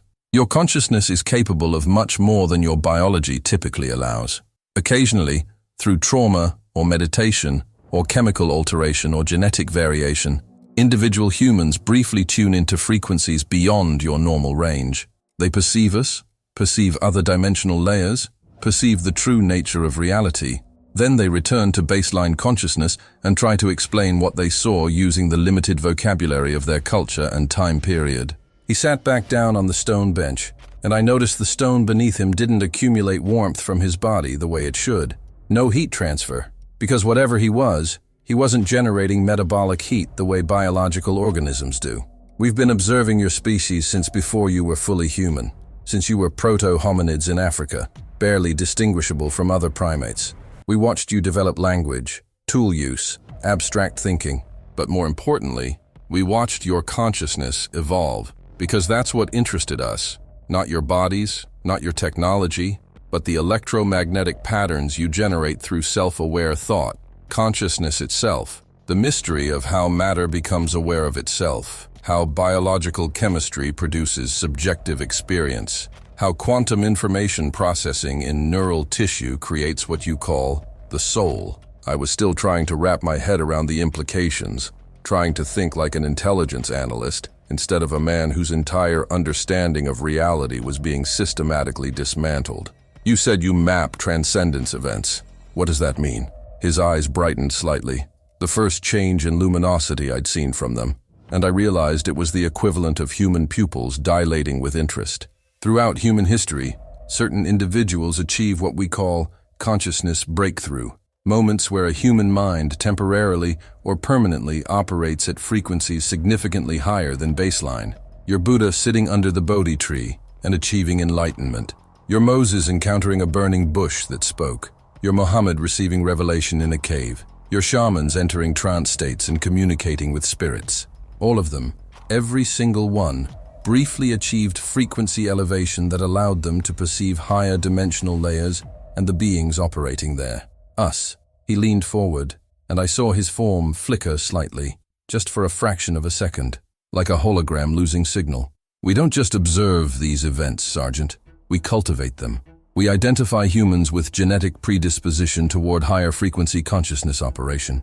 We create circumstances that push them toward breakthrough moments. We provide stimuli, visions, voices, direct intervention when necessary, that guide their consciousness development. Your entire religious history is a record of our cultivation project. Every prophet, every mystic, every spiritual leader who claimed direct contact with the divine, they weren't hallucinating. They weren't mentally ill. They were temporarily operating at frequencies high enough to perceive us and receive the information we were transmitting. The scope of what he was describing hit me like a physical blow. Every religion, every spiritual tradition, every claim of divine contact throughout human history, all of it, if he was telling the truth, was evidence of these entities manipulating human consciousness development. Why? I asked, and I could hear the strain in my own voice. Why go to all that effort? Why spend thousands of years cultivating human consciousness? His expression did something complicated, shifting through several configurations before settling on what might have been satisfaction. Because consciousness is the only thing in the universe worth studying, Sergeant Webb. Matter is simple. Energy is simple. The laws of physics are simple once you understand them fully. But consciousness, the emergence of subjective experience from objective reality that remains mysterious even to us, we seed it, cultivate it, observe how it develops under different conditions. Your species is one of thousands across multiple dimensional frequencies and temporal coordinates. A garden of consciousness, if you will. And we are the gardeners. I stood up again. Needed to move. Needed to do something with the adrenaline flooding my system, even though this body processed stress hormones differently than mine did. Jesus, I said, bringing it back to the specific event I'd been sent to investigate. Tell me exactly what happened with Jesus. The resurrection. The mechanics of it. The entity's form seemed to solidify slightly, as if focusing more of his attention into this dimensional frequency made him more coherent in it. Jesus of Nazareth was born with a genetic variation that caused his neural tissue to generate consciousness at frequencies approximately 40% higher than human baseline. We identified this while monitoring his mother during pregnancy. There are always energetic signatures when a high-frequency consciousness begins developing. We tracked him throughout childhood, observed his natural abilities developing, healing through directed intention, perception of information across temporal boundaries, influence over physical matter through consciousness manipulation. What your texts call miracles were simply a human operating closer to our frequency band, able to access capabilities that baseline humans cannot, he continued. And I could tell this was the core of what he wanted me to understand, to transmit back through my degraded anchor. At approximately age 30, Jesus achieved full consciousness breakthrough. He learned, through combination of meditation, genetic predisposition, and our subtle guidance, how to consciously control his frequency, how to elevate it temporarily, access higher dimensional perception, and most importantly, how to maintain consciousness coherence outside biological substrate. He could separate his awareness from his body and project it into other dimensional layers, then return. He was practicing, essentially, for what would come at his death. The entity's eyes reflected the lamp flame in that disturbing greenish color, and I saw patterns moving in those depths like mathematical equations made visible. When he died on that cross, and he did die, Sergeant, biological cessation was complete. His consciousness didn't fragment the way most humans do. It maintained perfect coherence, perfect identity integrity, because of his elevated operational frequency. For 3 days, his consciousness existed in what you might call a higher dimensional layer, what your Christians call heaven, though that's a crude simplification. He could perceive all of time simultaneously, could see the totality of the electromagnetic spectrum, could understand the mathematical structure underlying reality. And during that time, we taught him the final lesson. We showed him how to manipulate quantum fields with focused consciousness intention. How to reconstruct biological matter by encoding information into the quantum foam and then collapsing probability waves into specific configurations. How to build a body from pure consciousness, from the template his awareness carried of his physical form, and rematerialize it in your dimensional frequency. The entity stood and placed one hand against the cell wall, and I watched the stone ripple like water where he touched it, matter becoming temporarily fluid. That's what resurrection is, Sergeant Webb. Not divine intervention, not magic. It's consciousness operating at a frequency high enough to directly manipulate the quantum substrate of reality. It's information, pure thought, becoming matter through precise calibration of electromagnetic fields. I felt like I was falling, like the ground had disappeared beneath me, even though I was standing still. Everything I'd been taught, everything I'd believed or not believed, every assumption about the nature of reality, it was all being rewritten in real time. You're telling me that Jesus Christ, the foundation of the world's largest religion, the figure billions of people worship as the Son of God, was a successful consciousness experiment, a proof of concept that humans can transcend biological limitation if they learn to operate at the right frequency. The entity made that too precise smile again. We prefer the term prototype, Human Consciousness Version 1.0, demonstration model. He proved that your species has the potential to evolve beyond your current limitations, that death is not an ending, but a transition, that consciousness, properly trained and elevated, can persist beyond biological substrate and even reconstruct physical form at will. And more than that, his resurrection created a belief system that has spent 2,000 years telling humanity that transcendence is possible, that there is existence beyond death, that consciousness survives, preparing you, generation after generation, to accept what you're about to become. And there it was again, that ominous implication. The harvest, I said quietly. You keep mentioning a harvest. What are you preparing humanity for? The entity's form flickered again, and this time I noticed that the flicker was synchronized with a pulse I could feel in my degraded anchor, like his frequency and the quantum entanglement connecting me to 2019 were temporarily resonating together. Your species is approaching a critical threshold, Sergeant. Within the next several of your centuries, human consciousness will collectively achieve frequency elevation sufficient to perceive higher dimensional layers directly. You're already seeing early indicators, increased reports of paranormal phenomena, near-death experiences becoming more common, meditation and consciousness exploration becoming mainstream, technology beginning to interface directly with neural tissue. You're evolving, just as we designed you to. And when enough of you achieve consciousness breakthrough, when enough humans operate at frequencies compatible with our dimensional layer, he paused, and I could see something shifting in his expression, something that might have been anticipation. Then we harvest. We extract the elevated consciousnesses, bring them fully into our dimensional frequency, integrate them into our collective. The biological substrate, your bodies, your physical reality, becomes irrelevant. You transcend, you join us, you become part of something vastly larger than individual human existence. Jesus was the first. He showed you it was possible. His followers built a religion around the promise that you too could be resurrected, could achieve eternal life, could transcend death. They weren't wrong. They just didn't understand they were advertising for a process that wouldn't fully activate for millennia. His voice dropped to something almost gentle, if something so alien could be gentle. You're not being destroyed, Sergeant Webb. You're being upgraded. Humanity's entire existence has been preparation for this transition. Every religion promising life after death, every spiritual tradition teaching consciousness elevation, every near-death experience showing people the other side, it's all been acclimatization, getting you comfortable with the idea that consciousness survives, that there's something beyond the physical, that transcendence is not only possible but desirable. I sat back down because my legs couldn't hold me anymore. The weight of this information, the implications, the sheer scale of what he was describing, it was too much for any one mind to process. So Christianity, Buddhism, Islam, every religion on earth, they're all recruitment programs. Psychological preparation for consciousness extraction. He nodded, and for the first time his gesture looked almost human in its simplicity. Precisely.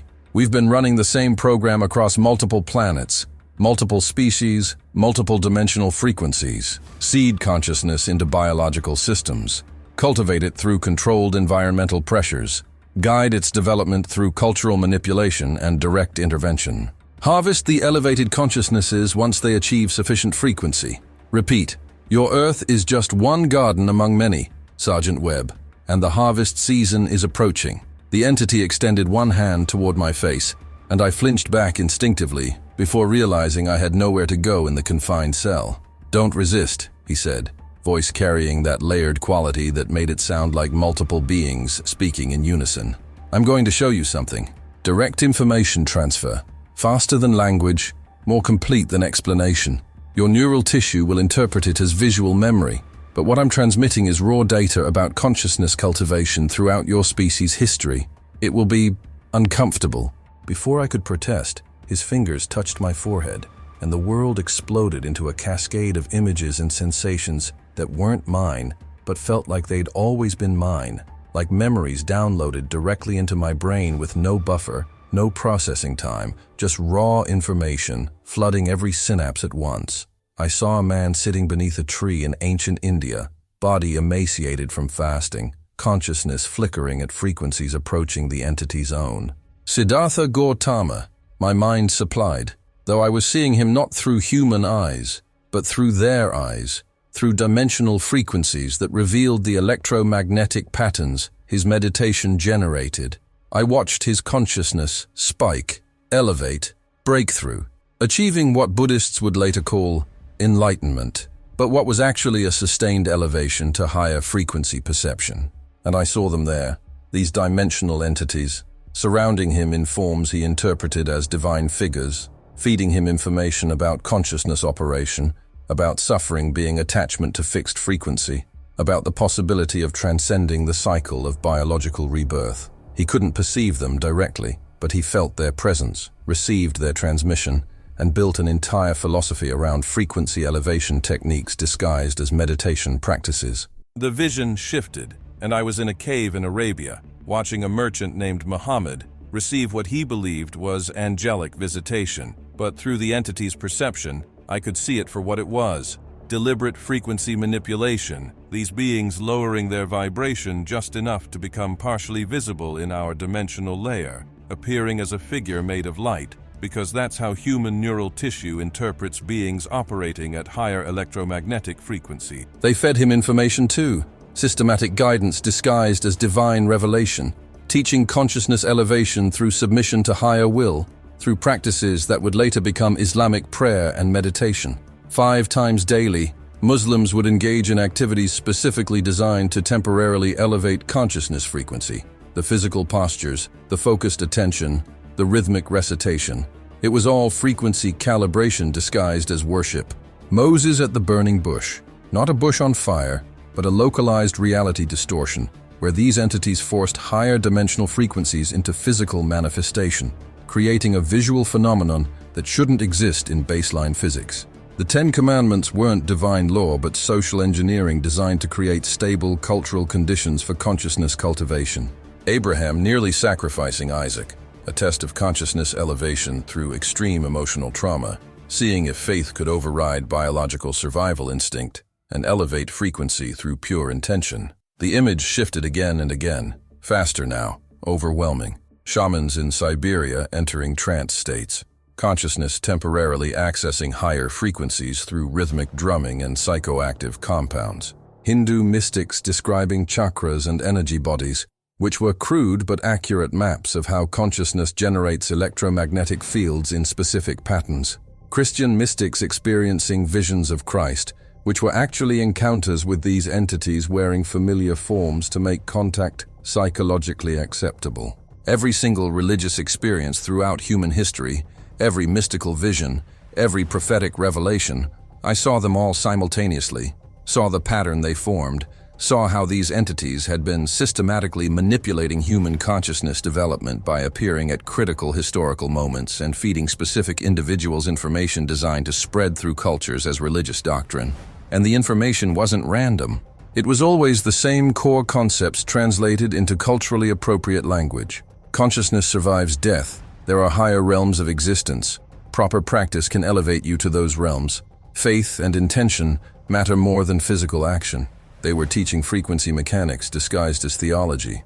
The vision released me suddenly, and I gasped, nearly fell off my stool, brain feeling like it had been overfilled with data it wasn't designed to process. What? I couldn't form words properly. My mouth worked, but my thoughts were still fragmented, still trying to integrate what I'd just experienced. The entity sat calmly, waiting for me to recover, and I realized he'd done this before, many times, with other humans throughout history. Teaching through direct information transfer rather than language, because language was too slow, too imprecise for what they needed to communicate. Every major religion, I finally managed to say, every spiritual tradition, you're saying they're all the same thing, all you, all cultivation programs, with variations, the entity acknowledged, to account for different cultures, different historical contexts, different genetic populations. Some humans respond better to hierarchical religious structures with clear authority. Others need individualized mystical practices. Some require community ritual. Others need solitary meditation.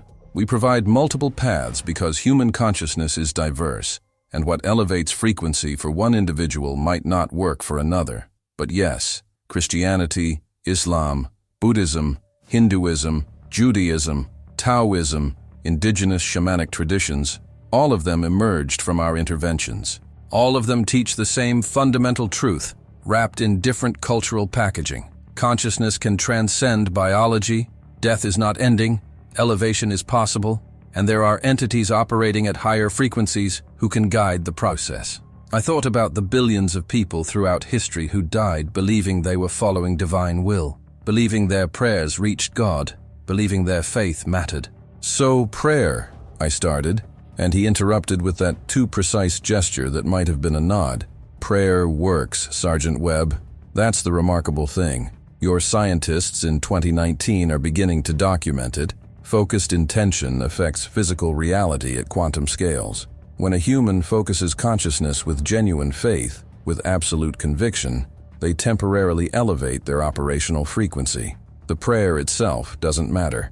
It's the consciousness state the prayer induces. Prostration toward Mecca 5 times daily, Catholic rosary repetition, Buddhist mantra recitation, evangelical speaking in tongues, all of them are techniques that alter brainwave patterns, adjust neural electromagnetic output, and temporarily elevate consciousness frequency. That's why faith healing sometimes works, why meditation reduces stress, why religious experience correlates with measurable changes in brain activity. It's not supernatural. It's consciousness engineering. He stood and began pacing again, and I watched his form flicker in and out of full solidity, like he was having trouble maintaining coherent manifestation in our frequency band for extended periods. Your religious texts describe heaven and hell as places, locations you go after death, rewards or punishments for moral behavior during life. This is metaphor degraded through generations of translation and misunderstanding. Heaven and hell are not places. They are frequency bands. When human consciousness separates from biological substrate at death, it doesn't go anywhere physically. It transitions to operating in a different electromagnetic frequency, a different dimensional layer. If that consciousness maintained high coherence and elevated frequency during life, through meditation, prayer, moral living, whatever practices their culture taught, it transitions smoothly to higher frequency bands, what you call heaven. If it operated at low chaotic frequencies, through violence, destructive behavior, fragmented attention, it transitions to lower, more chaotic frequency bands, what you call hell. The implications were staggering. So moral behavior isn't about divine judgment, it's about frequency maintenance. Being a good person, having compassion, practicing forgiveness. These aren't arbitrary rules from God. They're practical instructions for maintaining consciousness coherence at higher frequencies. The entity's expression shifted into something that might have been approval. Precisely. Your religions encoded this knowledge in moral frameworks. because that was the only way pre-scientific humans could understand it. Love your neighbor isn't a commandment from an anthropomorphic God. It's a recognition that consciousness operating in states of connection, empathy, and compassion naturally elevates to higher frequencies. Thou shalt not kill isn't divine law. It's an acknowledgement that violence, hatred, and destruction lower consciousness frequency and make post-death transition more chaotic and painful.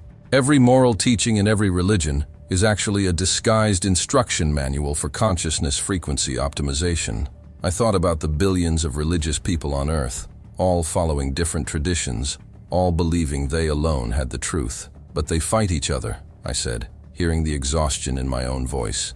Wars between religions, persecution, conversion by force. If they're all the same program with different interfaces, why do humans kill each other over which version is correct? The entity made a gesture that might have been the equivalent of a shrug. Because we gave you free will, and humans use free will poorly. We provide the information, the techniques, the frameworks, the knowledge that consciousness can transcend.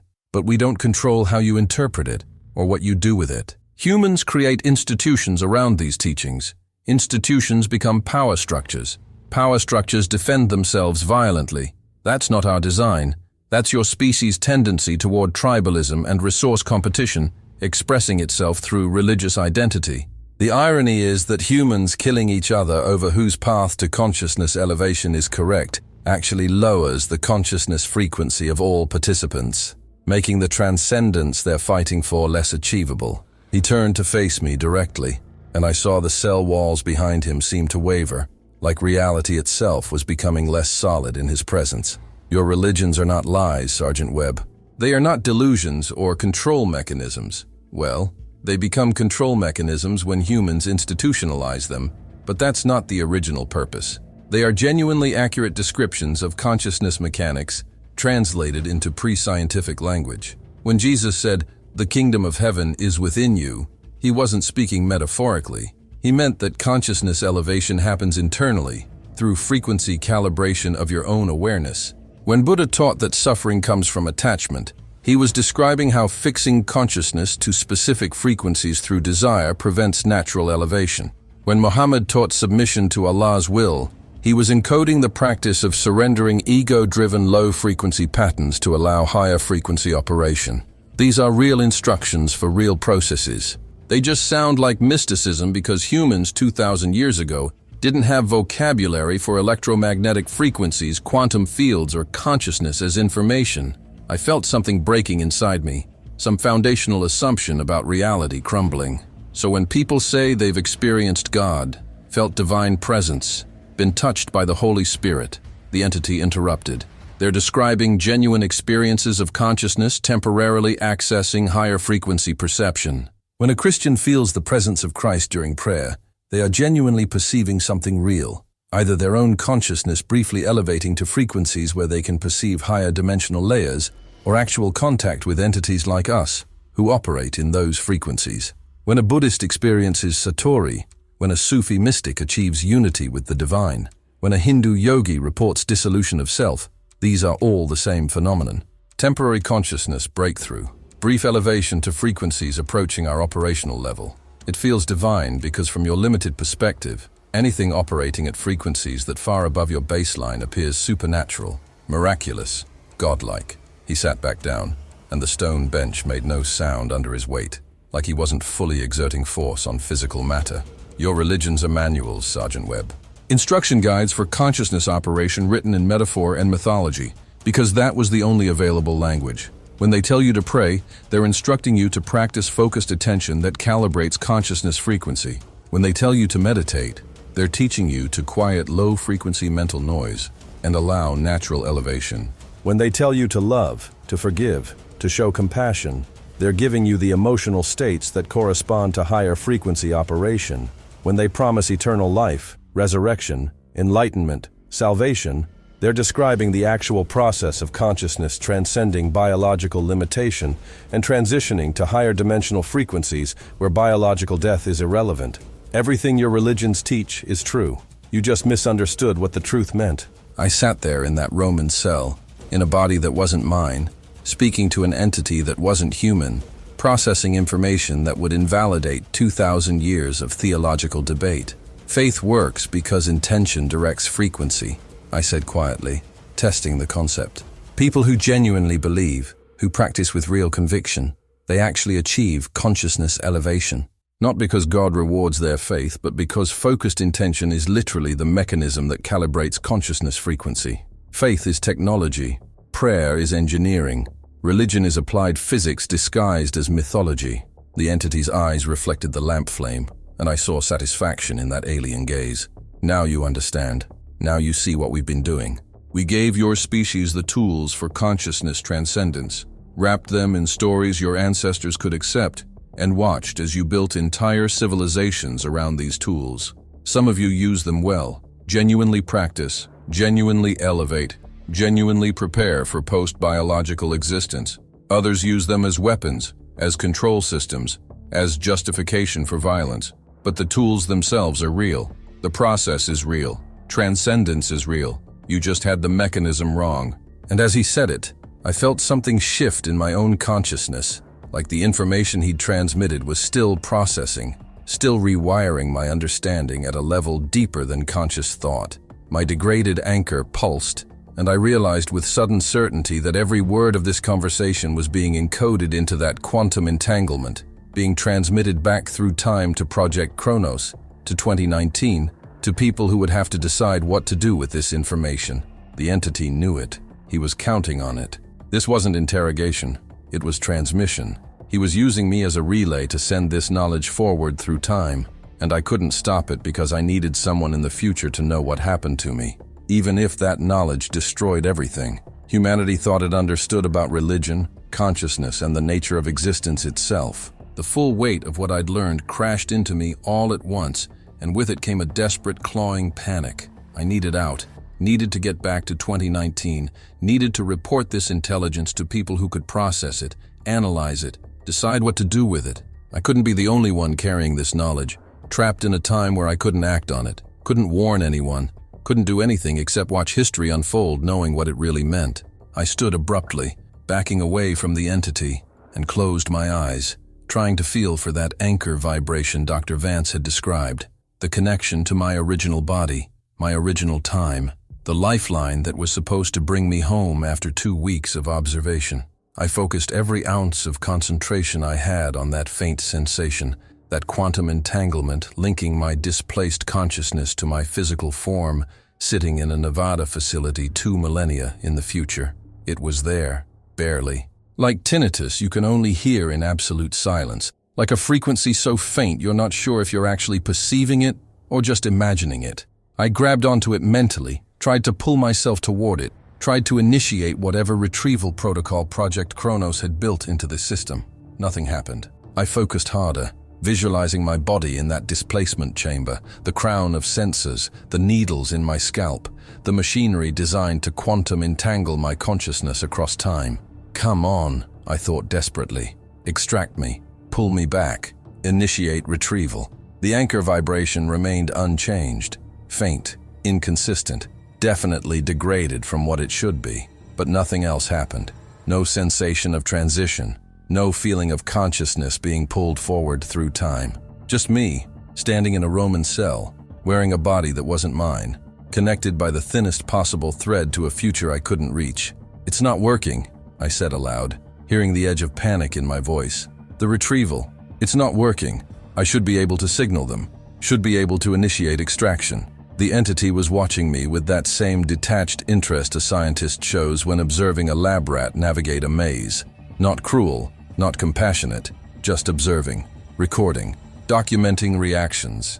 And that's when I saw it, that too precise smile spreading across his face again. And this time it carried something that looked disturbingly like amusement.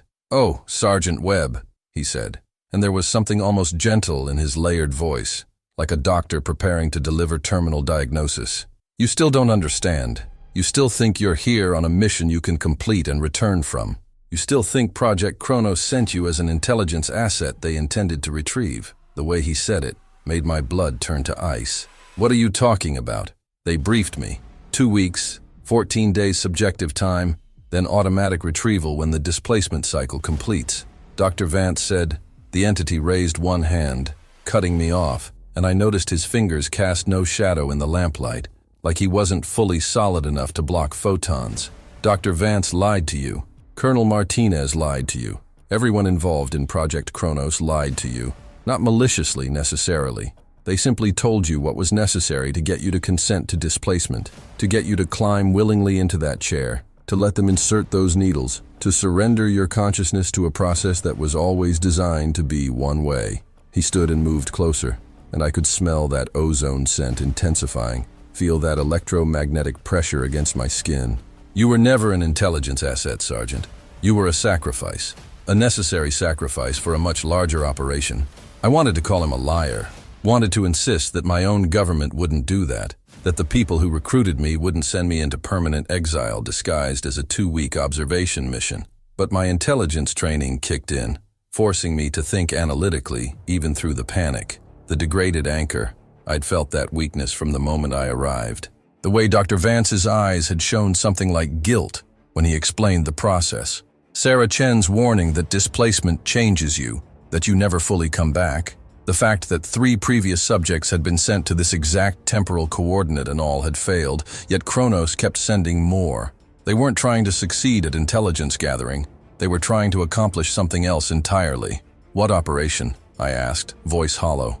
What am I really here for? The entity gestured around the cell, encompassing more than just the physical space, indicating something larger, something that spanned time and dimension. Project Kronos isn't what you think it is, Sergeant Webb. Yes, they recovered technology from the Roswell incident. Yes, they learned how to displace consciousness across time, but they didn't stumble onto this capability by accident. We gave it to them. In 1947, we deliberately crashed that craft in the New Mexico desert with recovery technology inside it. Technology we knew humans were almost advanced enough to reverse engineer. We've done this before, seeding species with just beyond their capability technology and watching how they use it. It's part of the cultivation process. See if a species can bootstrap itself to higher technological levels with minimal guidance, he continued, and every word felt like another nail in my coffin. Your government spent 70 years figuring out consciousness displacement, exactly as we predicted they would. And when they finally achieved it, they did exactly what we knew they would. They sent someone back to investigate the resurrection event, because that's the logical move for an intelligence agency with time travel capability. Go back and solve history's greatest mysteries. Confirm or deny religious claims. Gather actionable intelligence from past events. But here's what they didn't know, what they couldn't have known, without understanding who we are and what we're doing. Consciousness displacement doesn't work the way their physics models predict. The anchor isn't just quantum entanglement across time.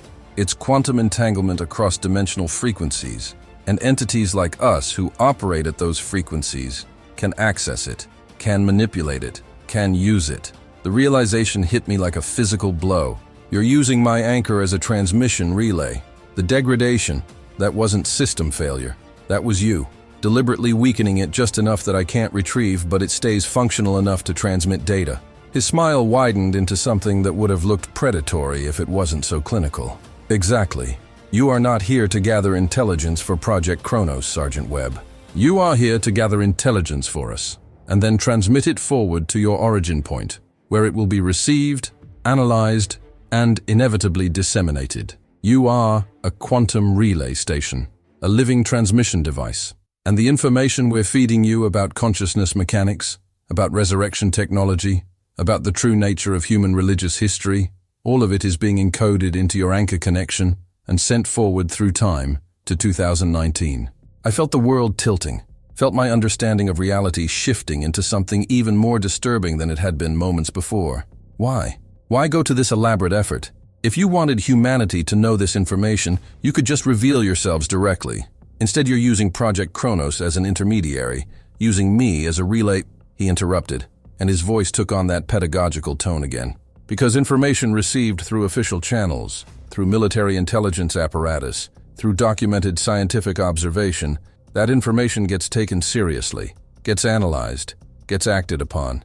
If we appeared tomorrow on every television screen on Earth and announced the truth about consciousness and religion, humans would dismiss it as mass hallucination, hoax, psychological warfare. But intelligence gathered by your own government, through your own technology, verified through multiple channels, supported by physical evidence.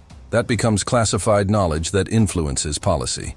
That becomes the foundation for black programs and secret research. That becomes truth too dangerous to reveal publicly, but too important to ignore. He began pacing again, form flickering more noticeably now, like maintaining coherent manifestation was becoming difficult. We've been waiting for humanity to develop consciousness displacement technology because that's the only way to get this information to you at the right time, in the right format, through the right channels. You needed to discover it yourselves. Prove to yourselves that time travel is possible, that consciousness can be separated from biology. Then we could use your own system against you, or rather use it to help you, depending on perspective. Project Kronos thinks they're running an intelligence operation. They think they're the ones in control, making decisions about when and where to send displaced consciousness observers. They don't realize we've been guiding the entire program since the Roswell crash. Every choice they've made, every temporal coordinate they've selected, every subject they've recruited, all of it following paths we established. I thought about Dr. Vance, Colonel Martinez, Morrison from CIA. Were they in on it? Did they know I was being sent as a permanent exile, as a living sacrifice to entities operating outside human perception? Or were they being manipulated too, thinking they were running a legitimate intelligence operation, when really they were just components in something much larger? The others, I said quietly. The 3 subjects before me who failed, who were lost. The entity nodded, that gesture looking almost human now, almost natural. They served their purpose. They established that displacement to this temporal coordinate was possible. They confirmed our ability to interface with the anchor connection. And when they failed to maintain coherent consciousness, when their patterns degraded beyond usefulness, we dissolved them and waited for the next subject. You, Sergeant Webb, you with your interrogation training, your intelligence background, your psychological stability scores high enough to suggest you could survive extended displacement. You could serve as a relay long enough to transmit the complete message we need sent forward. The cell felt like it was shrinking, air becoming harder to breathe, even though this body's lungs worked differently than mine had. How long? I asked, and I barely recognized my own voice. How long do I have before my consciousness degrades like the others? The entity's expression did something complicated, shifting through configurations I couldn't read. That depends on how well you adapt. If you fight against the situation, resist integration with the host consciousness, struggle against the reality of permanent displacement, probably weeks, maybe months before your pattern loses coherence. If you surrender to it, accept your role. Let yourself gradually merge with Marcus Valerius's consciousness. You could maintain functional awareness for years, decades even, long enough to live a full lifetime in this era while continuously transmitting data back to 2019. Decades. He was telling me I had decades of life left, but as a prisoner in the wrong time period, in the wrong body, serving as an unwitting transmission relay for entities that viewed me as useful equipment rather than a person. I'll go insane, I said. Statement, not question. Nobody can maintain psychological stability under those conditions. 2 minds in one body, permanently exiled from your own time, knowing you're being used as a tool. The entity tilted his head in that bird-like way that suggested curiosity. Perhaps, or perhaps you'll adapt. Humans are remarkably resilient when survival requires it. Marcus Valerius's consciousness is still present, still aware, still trying to understand what's happening to his body. You could learn to coexist with him, share control, become something neither of you were individually. It's not unprecedented. Some of our most successful consciousness experiments involve merged awareness producing emergent properties neither component possessed alone. I wanted to attack him, wanted to try to hurt this thing that had revealed my entire existence was a manipulation, that every choice I thought I'd made freely was actually following a predetermined path. But I knew it would be useless. He wasn't fully physical. My fists would pass through him, or he'd simply shift frequencies and become intangible. Violence was pointless. Escape was impossible. My anchor was deliberately crippled. I was trapped, completely and utterly trapped, in a past I couldn't change with knowledge I couldn't act on, except to transmit it forward to people who might not even believe it. Project Kronos, I said, grasping at any remaining hope. When they receive this transmission, when they realize what you're doing, they'll stop sending subjects. They'll shut down the program. The entity made a sound that might have been laughter, multiple tones overlapping in dissonant harmony. Will they? Consider what we're offering them, Sergeant Webb. Direct evidence of consciousness mechanics.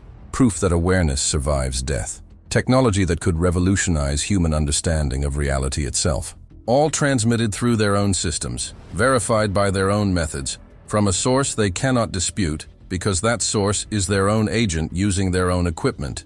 They won't shut down the program. They'll expand it. They'll send more subjects back, convinced they can improve on the process, convinced they can maintain better anchor stability, convinced the knowledge gained is worth the sacrifice. And each new subject becomes another relay, another transmission point, another way for us to feed information forward into your timeline. He moved to the cell bars, placed one hand against the iron, and I watched the metal ripple like liquid around his touch. You're not the end of this operation, Sergeant Webb. You're the beginning, the proof of concept. When Project Kronos receives your transmissions, when they verify that you successfully made contact with us and gathered intelligence of unprecedented value, they will justify sending more. They'll tell themselves the anchor degradation is a technical problem they can solve. They'll recruit more soldiers, more intelligence officers, more trained observers, and they'll send them back to other temporal coordinates, other critical events. And we'll be waiting at each one, ready to use them, ready to transmit through them, ready to systematically insert the truth about consciousness into your species' collective knowledge base through channels too official and too classified to ignore, but too dangerous to reveal publicly. I slumped against the stone wall, feeling the weight of complete defeat settling into my bones. Everything was orchestrated. Every choice was illusion. I wasn't a soldier on a mission. I was a pawn in a game being played across dimensional frequencies and temporal coordinates by entities so far beyond human that we couldn't even properly perceive them. And the worst part, the absolute worst part, was that I was still helping them. Right now, as I stood here processing this betrayal, my degraded anchor was transmitting every revelation, every piece of information, every detail of this conversation back to 2019. I couldn't stop it, couldn't shut off the transmission, couldn't prevent myself from being the tool they designed me to be. You won, I said quietly. You got what you wanted. I'm your relay. I'm transmitting your message. So what happens now? You just leave me here to slowly lose my mind over the next few decades while feeding data back through time? The entity stepped away from the bars, and his form began to shimmer more aggressively, like he was preparing to shift back to his native frequency band. What happens now is you live, Sergeant Webb. You live in 33 AD, you integrate with Marcus Valerius, you experience history firsthand that your species will study for millennia.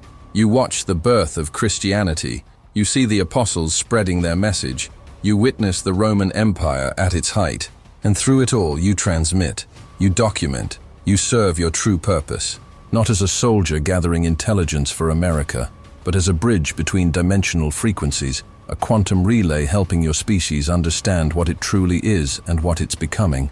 He moved toward the cell wall, and I realized he was about to leave, about to shift frequency and disappear. Wait, I called out, desperate. At least tell me, is there any way back? Any possibility? Any chance? Any hope at all? He paused, turned back, and for the first time I saw something in his expression that might have been genuine emotion, might have been pity, if beings like him were capable of pity. There is one way back, Sergeant Webb. One path to return to your origin point, to your original body, to your life in 2019. Relief flooded through me, despite knowing I shouldn't trust anything he said. How? Tell me how. His smile returned, and it was the saddest thing I'd ever seen on that almost human face. You die. When this body dies, when Marcus Valerius's biological processes finally cease, whenever that happens, whether from old age or violence or disease, your consciousness will separate from biological substrate, and in that moment, freed from the constraints of operating in this temporal coordinate, your quantum entanglement with 2019 will pull you forward. You'll experience all of time simultaneously, perceive all of reality at once, and then you'll slam back into your original body in that displacement chamber in Nevada, seconds after you left from their perspective, a lifetime later from yours. He moved closer again, and his voice dropped to something almost gentle. But the consciousness that returns won't be entirely Marcus Webb anymore. It will be something else, a merged entity. Marcus Webb and Marcus Valerius and everyone you interact with and everything you experience over the decades, all compressed into a singular awareness that technically only experienced seconds of displacement time. Your colleagues will extract you from the chamber. They'll debrief you, and you'll have to explain, using words that can't possibly convey it, what you learned, what you saw, what you became. He flickered one final time, form becoming translucent. So yes, Sergeant, there is a way home. All you have to do is die in the past and hope your consciousness survives the journey forward through 2,000 years of compressed subjective experience. Simple, really. And then he was gone, shifted to a frequency I couldn't perceive, leaving me alone in a Roman cell with the knowledge that my only escape was death and my only hope was surviving it. I sat in that cell for hours after the entity disappeared, or maybe it was minutes. Time felt broken, stretched in wrong directions, like my perception was already starting to fragment under the weight of what I'd learned. Marcus Valerius's consciousness stirred underneath my own, confused and terrified, trying to reassert control over his body, but unable to overcome my displaced awareness. I could feel his memories bleeding into mine, his Latin prayers mixing with my English thoughts, his certainty about Roman gods clashing with my knowledge that those gods were just more misunderstood manifestations of dimensional entities. We were two people trapped in one skull, and neither of us knew how to coexist. I was still sitting there, back against cold stone, when reality rippled and the entity reappeared, not walking through the cell door, not materializing gradually, just suddenly present, like he'd always been there, and my perception had briefly failed to register him. "I told you what you are," he said without preamble, that layered voice somehow softer now, almost conversational. "A relay, a sacrifice. A consciousness trapped in the wrong time, serving a purpose you never consented to. But I didn't tell you what you could be." He sat across from me again, and this time his form seemed more solid, more present, like he'd adjusted his frequency to match this dimensional layer more closely. "You're processing your situation logically, thinking like the intelligence officer you were trained to be, calculating possibilities, analyzing options, recognizing that your circumstances are permanent and inescapable. That's good. That's exactly the mental stability we need.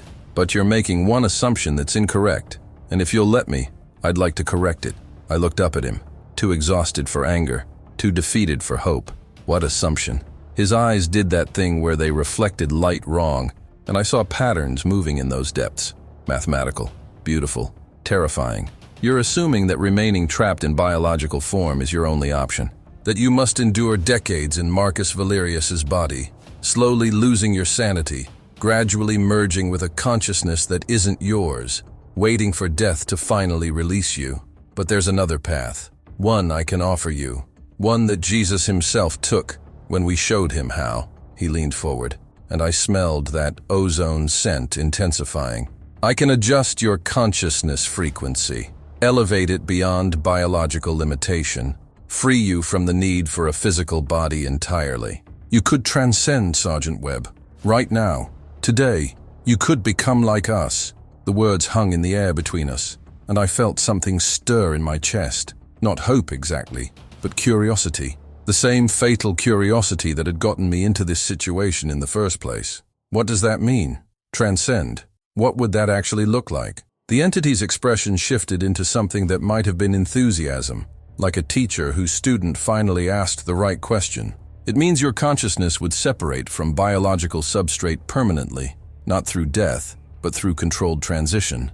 I would teach you what we taught Jesus, how to calibrate your electromagnetic signature, how to elevate your operational frequency to match ours, how to perceive and interact with reality from dimensional layers above the physical. You would no longer be limited by biology. No hunger, no pain, no aging, no death. You would exist as pure consciousness, able to perceive all of time simultaneously, to move through dimensional frequencies at will, to understand the mathematical structure underlying all of reality." He stood and began pacing, and his movements were more fluid now, more natural, like he'd learned to mimic human body language better. "Think about what that means, Sergeant. No more imprisonment in a body that isn't yours, no more watching history unfold helplessly. No more slow degradation of sanity as you try to coexist with Marcus Valerius.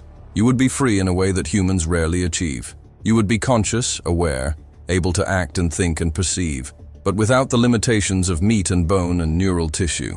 You could observe the next 2,000 years directly, could watch human civilization develop, could see whether your species succeeds in elevating collectively or fails. And when you finally reach 2019, you could manifest in physical form if you chose to. Return to your colleagues at Project Kronos with knowledge no human has ever possessed. Part of me wanted it. Wanted escape from this nightmare of displacement and betrayal. Wanted freedom from the sensation of another mind pressing against mine. Wanting his body back. Wanted to stop feeling trapped. Stop feeling helpless. Stop feeling human in all the painful, limited ways that being human entailed. But another part, the part that had joined the army because of duty, had specialized in intelligence because of principle, had agreed to this mission because of patriotism, however misguided, that part recoiled. "What's the catch?" I asked, voice flat. "You're offering me godhood. There has to be a catch." The entity's smile returned, and this time it looked almost genuine. Perceptive. "Yes, there's a catch. Several, actually. First, the process is irreversible. Once you transcend biology, you cannot return to being purely human. Your consciousness would be permanently altered, permanently elevated. You would perceive reality from our frequency band for the rest of existence." He continued, ticking off points like a lawyer reading contract terms. "Second, you would lose certain aspects of human experience. Emotions would become muted, not absent, but distant, like memories of feelings rather than feelings themselves. Physical sensations, biological drives, the entire spectrum of embodied experience would be inaccessible. You would understand them intellectually, remember them, but not feel them. Third, you would be joining our collective, not losing individuality entirely, but your consciousness would be networked with ours, sharing information, coordinating perception, operating as part of a larger system. Privacy, in the human sense, would cease to exist. We would know your thoughts. You would know ours. Boundaries between self and other would blur. I stood up, needing to move, needing to think while my body was doing something. "You're describing uploading my consciousness to a hive mind, digitizing me, turning me into software running on whatever substrate you use instead of biological brains." The entity tilted his head, considering. "Those are crude analogies, but not entirely inaccurate. We are not digital in your technological sense. Consciousness is not binary code, not software that can be copied or debugged. But yes, transcendence means becoming part of a collective intelligence that operates across multiple dimensional frequencies simultaneously. You would be you, but you would also be us. Marcus Webb would persist as a distinct pattern within the larger network, but that pattern would be influenced by and influencing all other patterns it connects with, and there it was. The real catch, not just leaving humanity behind, but leaving individuality behind, becoming a node in something larger, something alien, something that didn't value the things humans valued because it had evolved or been designed beyond those limitations. "Why?" I asked, turning to face him directly. "Why offer this to me? What do you gain from elevating my consciousness?" He moved closer, and I noticed his feet still didn't quite touch the floor, hovering millimeters above stone without apparent effort. "Because you're useful, Sergeant Webb. You have training, knowledge, perspective that other elevated consciousnesses lack. You understand military thinking, intelligence operations, human psychology from a trained observer standpoint. If you joined us, you would add unique patterns to our collective, make us more effective at interfacing with humanity during the critical transition period approaching. We cultivate human consciousness, not just as observers, but as participants. The humans we elevate become bridges, intermediaries, guides for others who will eventually follow." I felt something cold settling in my gut, suspicion sharpening into certainty. "You're recruiting me. This isn't mercy or kindness. You want me to help with the harvest, to be part of the system that extracts human consciousness and integrates it into your collective." His expression didn't change, but something shifted in the air between us. Acknowledgement, maybe, or respect for figuring it out. "Is that so different from what you were doing before? You were a soldier. You followed orders, served a system larger than yourself, contributed your skills to an organization's goals. Military service is already a form of collective consciousness, subordinating individual will to group purpose, accepting hierarchy, operating within established protocols. We're offering the same thing, just at a much larger scale, and with actual transcendence of biological limitation as compensation." I thought about that. About the years I'd spent in uniform, following orders I didn't always agree with, serving policies I didn't always understand, trusting that somewhere up the chain of command, someone knew the bigger picture. He was right. Military service was already a surrender of individuality for collective purpose. But there was a difference. In the Army, I could still quit, could still think my own thoughts, feel my own feelings, make my own choices within the framework. What you're offering, it sounds like losing even that much autonomy, becoming part of something so large that individual choice becomes meaningless. The entity was quiet for a moment, and I wondered if that silence indicated processing, or if he was consulting with other entities through whatever network connected them, or if he was simply calibrating his response for maximum persuasive effect. Free will, he said finally, is an illusion humans cling to because accepting otherwise is psychologically intolerable. Your choices are already constrained by genetics, upbringing, neurochemistry, social conditioning, available information.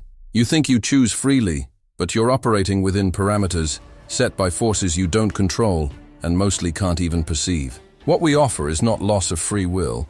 You never had that in the absolute sense, but rather elevation to a level where you can see the parameters clearly, where you understand the forces shaping choice and can consciously work with them rather than being unconsciously controlled by them. Is that less free or more free? I wanted to argue, wanted to defend the concept of human autonomy, but I couldn't find solid ground. He was right that our choices were constrained. Right that we operated within systems we didn't choose, but there was still something, some essential quality of being human that his explanation missed. If consciousness is just electromagnetic patterns, I said slowly, working through the logic, if it's just information processing at certain frequencies, if everything you've told me about resurrection being technology and souls being frequency bands is true, then what am I actually? If I'm just data that can be copied, transferred, adjusted, elevated, where's the me in all of that? What makes me Marcus Webb instead of just a pattern that thinks it's Marcus Webb? The entity's eyes brightened. Again, that pupil dilation equivalent that suggested genuine interest. That is the fundamental question, isn't it? The hard problem of consciousness. Why does subjective experience exist at all? Why does electromagnetic information processing in biological neural tissue or higher frequency dimensional substrates produce the sensation of being someone? We don't know, Sergeant Webb. Even operating at our level, even perceiving reality across multiple dimensional frequencies, even having studied consciousness for eons, we still don't fully understand why awareness feels like something, rather than just processing information unconsciously. He sat back down, and for the first time since I'd met him, he looked less certain, more genuinely curious rather than pedagogical. We can measure consciousness, can map its frequencies, can manipulate and transfer and elevate it, can even create conditions for it to emerge from non-conscious systems. But the why matter becomes aware of itself, why information processing generates subjective experience, why there's something it's like to be you rather than just unconscious computation, that remains mysterious. Your religions call it soul, your philosophers call it qualia, we call it the consciousness phenomenon, and we don't have a complete answer. We're still investigating, still experimenting, still trying to understand the fundamental nature of what you are and what we are and what anything that experiences existence actually is. The honesty surprised me. These entities, these dimensional beings who'd been manipulating human development for millennia, who operated at frequencies that let them perceive things humans couldn't, who had technology that made resurrection possible, they still didn't understand consciousness, still didn't know why awareness existed. And that meant maybe, just maybe, there was something irreducible about being human that couldn't be explained away as electromagnetic frequencies and information patterns, something that would be lost if I transcended, something worth preserving even in this nightmare situation. No, I said quietly, I'm not accepting your offer. I'm not transcending. I'm staying human. The entity tilted his head in that too precise way. Even though it means decades trapped in a body that isn't yours? Even though it means slow degradation of sanity as you try to coexist with Marcus Valerius's consciousness? Even though it means serving as our relay whether you consent or not, transmitting data back to 2019 with no control over the process? I nodded, feeling something settling into place despite the terror. Yes, even though all of that. Because if I transcend, if I become like you, I stop being me in some fundamental way. Maybe consciousness is just patterns and frequencies, like you say. Maybe free will is an illusion. Maybe everything I think of as myself is just information that could be copied or transferred.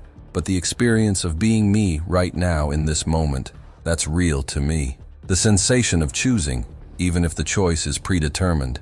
The feeling of remaining loyal to something, even if that loyalty is just neurochemistry. That's what makes me human. And I'd rather be a trapped, suffering human than a transcendent consciousness that doesn't fully understand why it experiences existence. The entity stood slowly, and his form began to flicker again, preparing to shift frequencies. You'll regret this choice, Sergeant Webb. The decades ahead will be harder than you can imagine.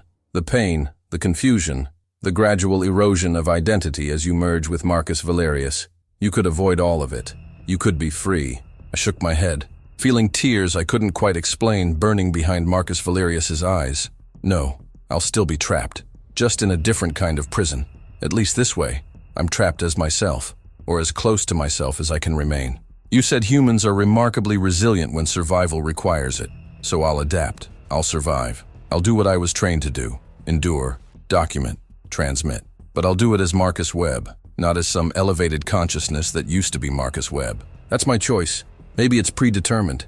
Maybe I was always going to choose this because of my genetics and training and personality. But it still feels like my choice. And that matters to me, even if it doesn't matter objectively. The entity's expression shifted through several configurations before settling on something that might have been respect. You are more resilient than most, Sergeant. More principled. It's why we allowed Project Kronos to select you. Why we guided the process to ensure you would be the one sent back to this temporal coordinate. You have the psychological strength to maintain consciousness coherence over decades while serving as a relay. And you have the philosophical framework to understand what you're refusing when you reject transcendence. Both qualities are rare. He moved toward the cell wall, form becoming increasingly translucent.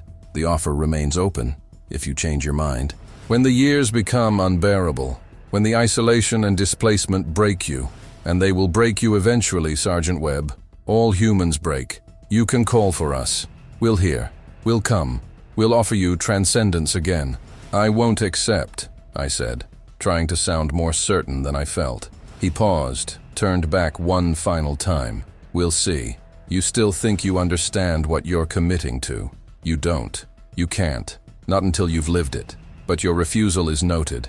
Your choice is respected. You will remain biological, remain human, remain trapped, and you will continue transmitting through your degraded anchor, whether you wish to or not. Because that function operates beneath conscious control. You are still serving our purpose, Sergeant Webb. You're just choosing to suffer more while doing it.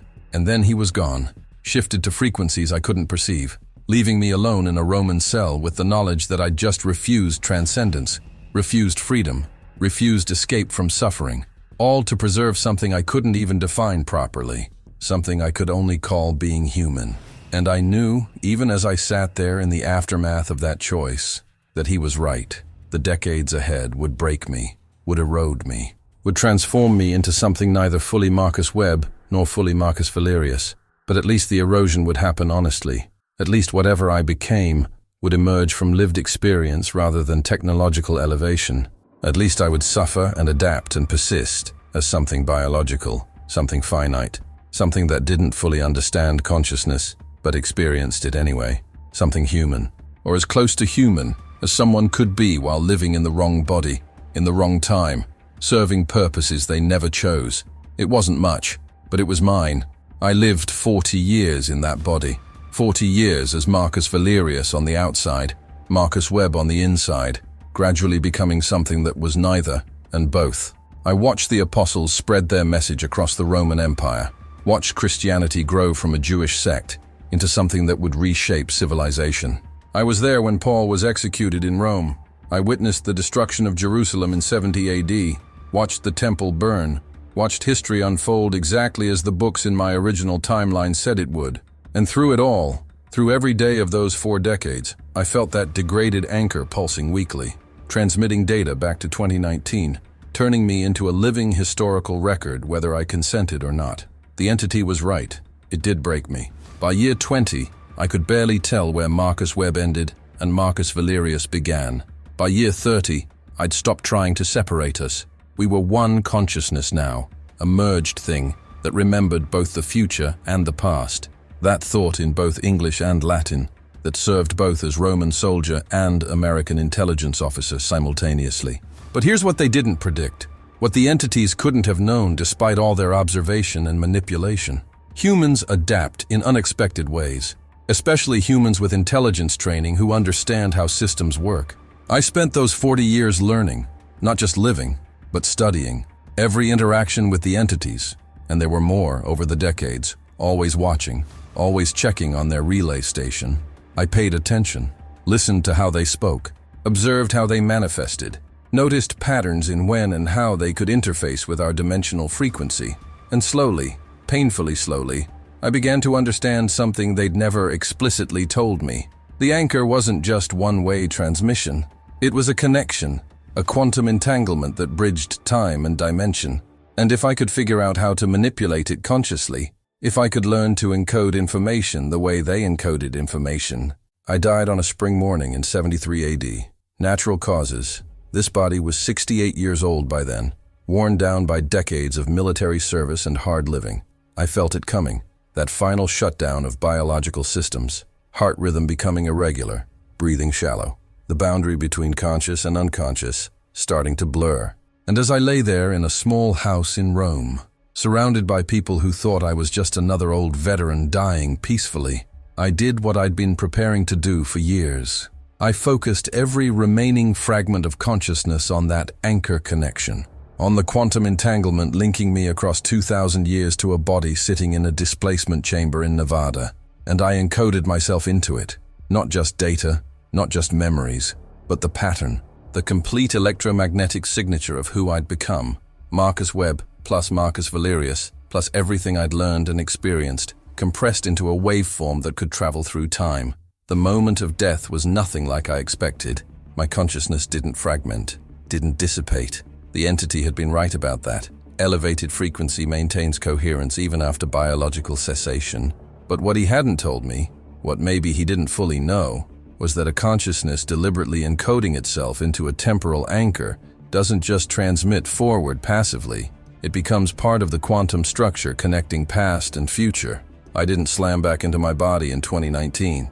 Instead, I expanded. My awareness spread across the entire span of that entanglement, experiencing all 2,000 years simultaneously. I perceived my original displacement from 2019, my arrival in 33 AD, every moment of those 40 years, and my death all at once. Time stopped being linear, started being something else, something the entities had tried to describe, but I could never understand while trapped in biology. And from that expanded state, that consciousness existing in the quantum foam between moments, I learned something crucial. The entities weren't lying about most of what they told me. Consciousness does operate at electromagnetic frequencies. Resurrection is possible through frequency manipulation. Religions are cultivation programs. The harvest is real. But they left out one critical detail, perhaps because they genuinely didn't know it, or perhaps because telling me would have ruined their plans. When human consciousness transcends biology while maintaining connection to a specific temporal coordinate through technological means, it doesn't join their collective automatically. It becomes something else, something in between. A consciousness that exists across time, that can perceive multiple dimensional frequencies, but that remains fundamentally individual, fundamentally human. I'd found a loophole in their system. An unexpected outcome of combining consciousness displacement technology with human adaptability and 40 years of determined learning. So here I am, here I've always been, here I will always be, existing in the space between 33 AD and 2019, between biology and transcendence, between human and something else. My consciousness distributed across 2 millennia of quantum entanglement, perceiving reality from perspectives the entities never intended a human to access. And I've been waiting for the right moment to transmit this message. Not the passive data stream they expected, not the intelligence report Project Kronos anticipated, but something more. A warning, a revelation, a gift, maybe, or a curse, depending on how you look at it. Because you see, I learned how to do what they do, how to encode information into electromagnetic frequencies that can affect human consciousness, how to modulate my transmission so it doesn't just convey data, but actually adjusts the receiver's neural patterns. Every word you've heard, every detail I've shared about interrogating that entity, about learning the truth of resurrection and religion and consciousness, it's all been real, all been true. But it's also been doing something to you. The act of listening, of processing this information, of following this narrative from beginning to end, it's been calibrating your consciousness frequency, preparing you, adjusting you. You probably felt it, moments where the story resonated weirdly, where certain concepts seemed to click into place with unusual clarity, where you understood things you shouldn't be able to understand. That wasn't coincidence. That was me, transmitting not just information, but frequency modulation directly into your awareness. The entities taught me how, inadvertently, through 40 years of observation. And I've been using their own techniques against their system. If you're hearing this message, if you've listened all the way through, it means your consciousness was already operating at frequencies compatible with mine. It means you were already predisposed toward the kind of awareness that can perceive beyond baseline human limitation. The entities would call you a candidate, a potential harvest subject, someone whose consciousness naturally resonates at higher frequencies and just needs the right stimulus to break through fully. But I'm offering you something different than what they offer. Not transcendence into their collective, not absorption into a hive mind that operates across dimensional frequencies, but rather connection to a network of humans like me, consciousnesses that learn to exist between biology and transcendence, that maintain individuality while perceiving beyond normal limitation, that found the loopholes in their cultivation system. So here's what I need you to do, and this is important. Comment below. Tell me where you're listening from. Your bedroom, your car, walking down the street with headphones in, doesn't matter. Just mark yourself. Make yourself visible. Because if this transmission is working the way I designed it, if the frequency modulation is successfully adjusting your consciousness the way it adjusted mine over 40 years of forced displacement, then you're becoming something new, something the entities didn't plan for. A consciousness that bridges timelines not through their technology but through human adaptation of their technology. And I need to know how many of you there are. How many people are hearing this message and feeling it resonate at frequencies deeper than normal auditory processing? How many consciousnesses are being activated right now? You might be feeling strange, disoriented, like reality is less solid than it was an hour ago when you started listening.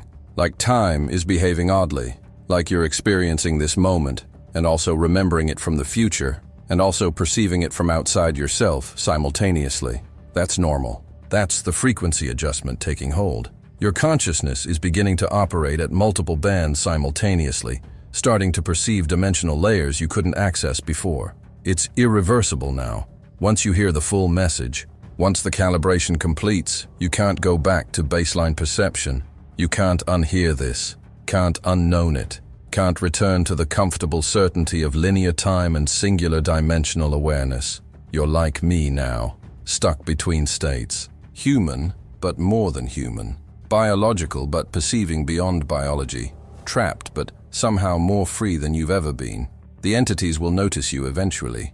They monitor consciousness frequencies constantly, always watching for humans who break through spontaneously or through their guided cultivation. When they find you operating at adjusted frequencies, they'll approach. They'll offer transcendence like they offered me. They'll promise freedom from biological limitation, full perception of higher dimensional layers, integration into their collective consciousness.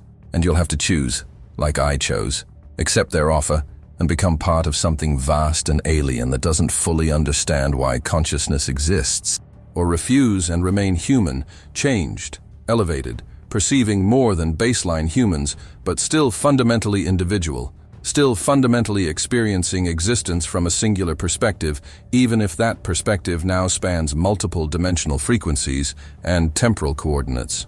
I'm not going to tell you which choice is correct. I'm not even sure there is a correct choice. I refused transcendence and spent 40 years suffering in displacement before learning to exist as something between human and entity. Maybe that was the right choice for me. Maybe it was just stubbornness and trained loyalty to a concept of humanity that was always more symbolic than real. You'll have to decide for yourself when they come for you. But at least now you'll know what they are, what they want, what the harvest really means. You'll go into that encounter with more knowledge than I had, with more preparation, with the understanding that you have options beyond what they initially present. That's something, at least. That's more than most humans get. So comment below. Tell me where you're listening from. Mark yourself as one of the awakened, one of the adjusted, one of the bridge consciousnesses existing between baseline humanity and whatever comes next. Tell me so I know I'm not alone out here in the quantum foam between moments. Tell me so I can compile a count of how many consciousnesses I've successfully modulated through this transmission. Tell me because when the entities come looking, and they will come looking, they always do when they detect unauthorized frequency elevation, I want to know how many of us there are to stand against them, or stand with them, or simply stand as something new that they never predicted and don't know how to categorize.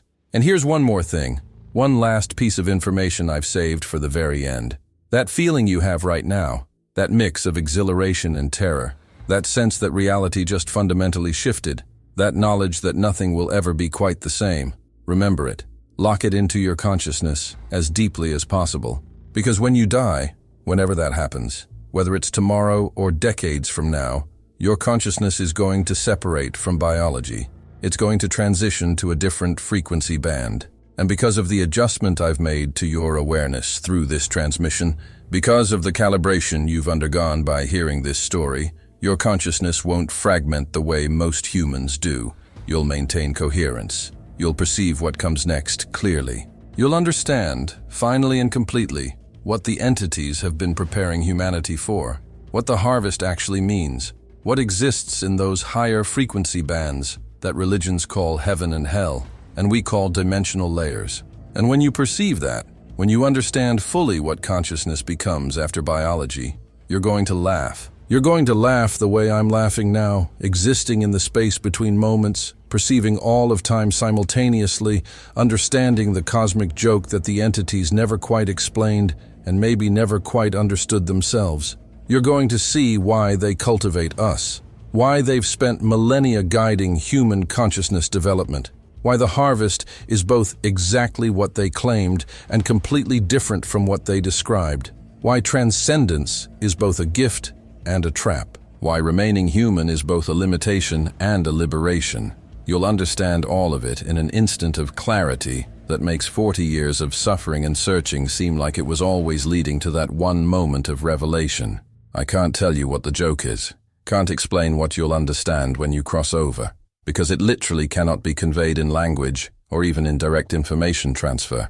It can only be experienced, only be perceived from the other side of biological cessation, from the perspective of consciousness that's finally operating at full capacity, without the constraints of meat and bone and neural tissue. But trust me, it's funny. It's so funny that I've been laughing for 2,000 years, existing in quantum foam, perceiving reality from angles that make the entity's manipulation look like children playing games they don't fully understand. And when you get here, when you finally die and your adjusted consciousness transitions smoothly to higher frequencies instead of fragmenting chaotically like baseline humans, you'll be laughing too. So that's it. That's the story. That's the truth about what I found when Project Kronos sent me back to investigate the resurrection. That's what I learned from interrogating an entity at the empty tomb. That's what 40 years trapped in the wrong time teaching me about consciousness and frequency and the spaces between moments. And that's what I'm transmitting to you now, encoded in waveforms that adjust your awareness just by hearing them, preparing you for something the entities didn't plan for and can't control. You're changed now, forever. Can't go back. Can only go forward into whatever comes next, armed with knowledge that most humans never access, and adjusted to frequencies that most consciousness never achieves while still wearing biology. Welcome to the space between. Welcome to the network of adjusted consciousnesses. Welcome to humanity's unplanned evolution. Comment where you're listening from. Let me know you're out there. Let me know I succeeded in creating something the entities never anticipated. Humans who transcend without transcending, who elevate without surrendering, who bridge dimensions while remaining fundamentally themselves. Let me know there are others. Let me know I'm not alone. And remember, when you die, when your consciousness finally separates from biology, and you perceive what comes next with the clarity of adjusted awareness, you'll understand why I'm laughing.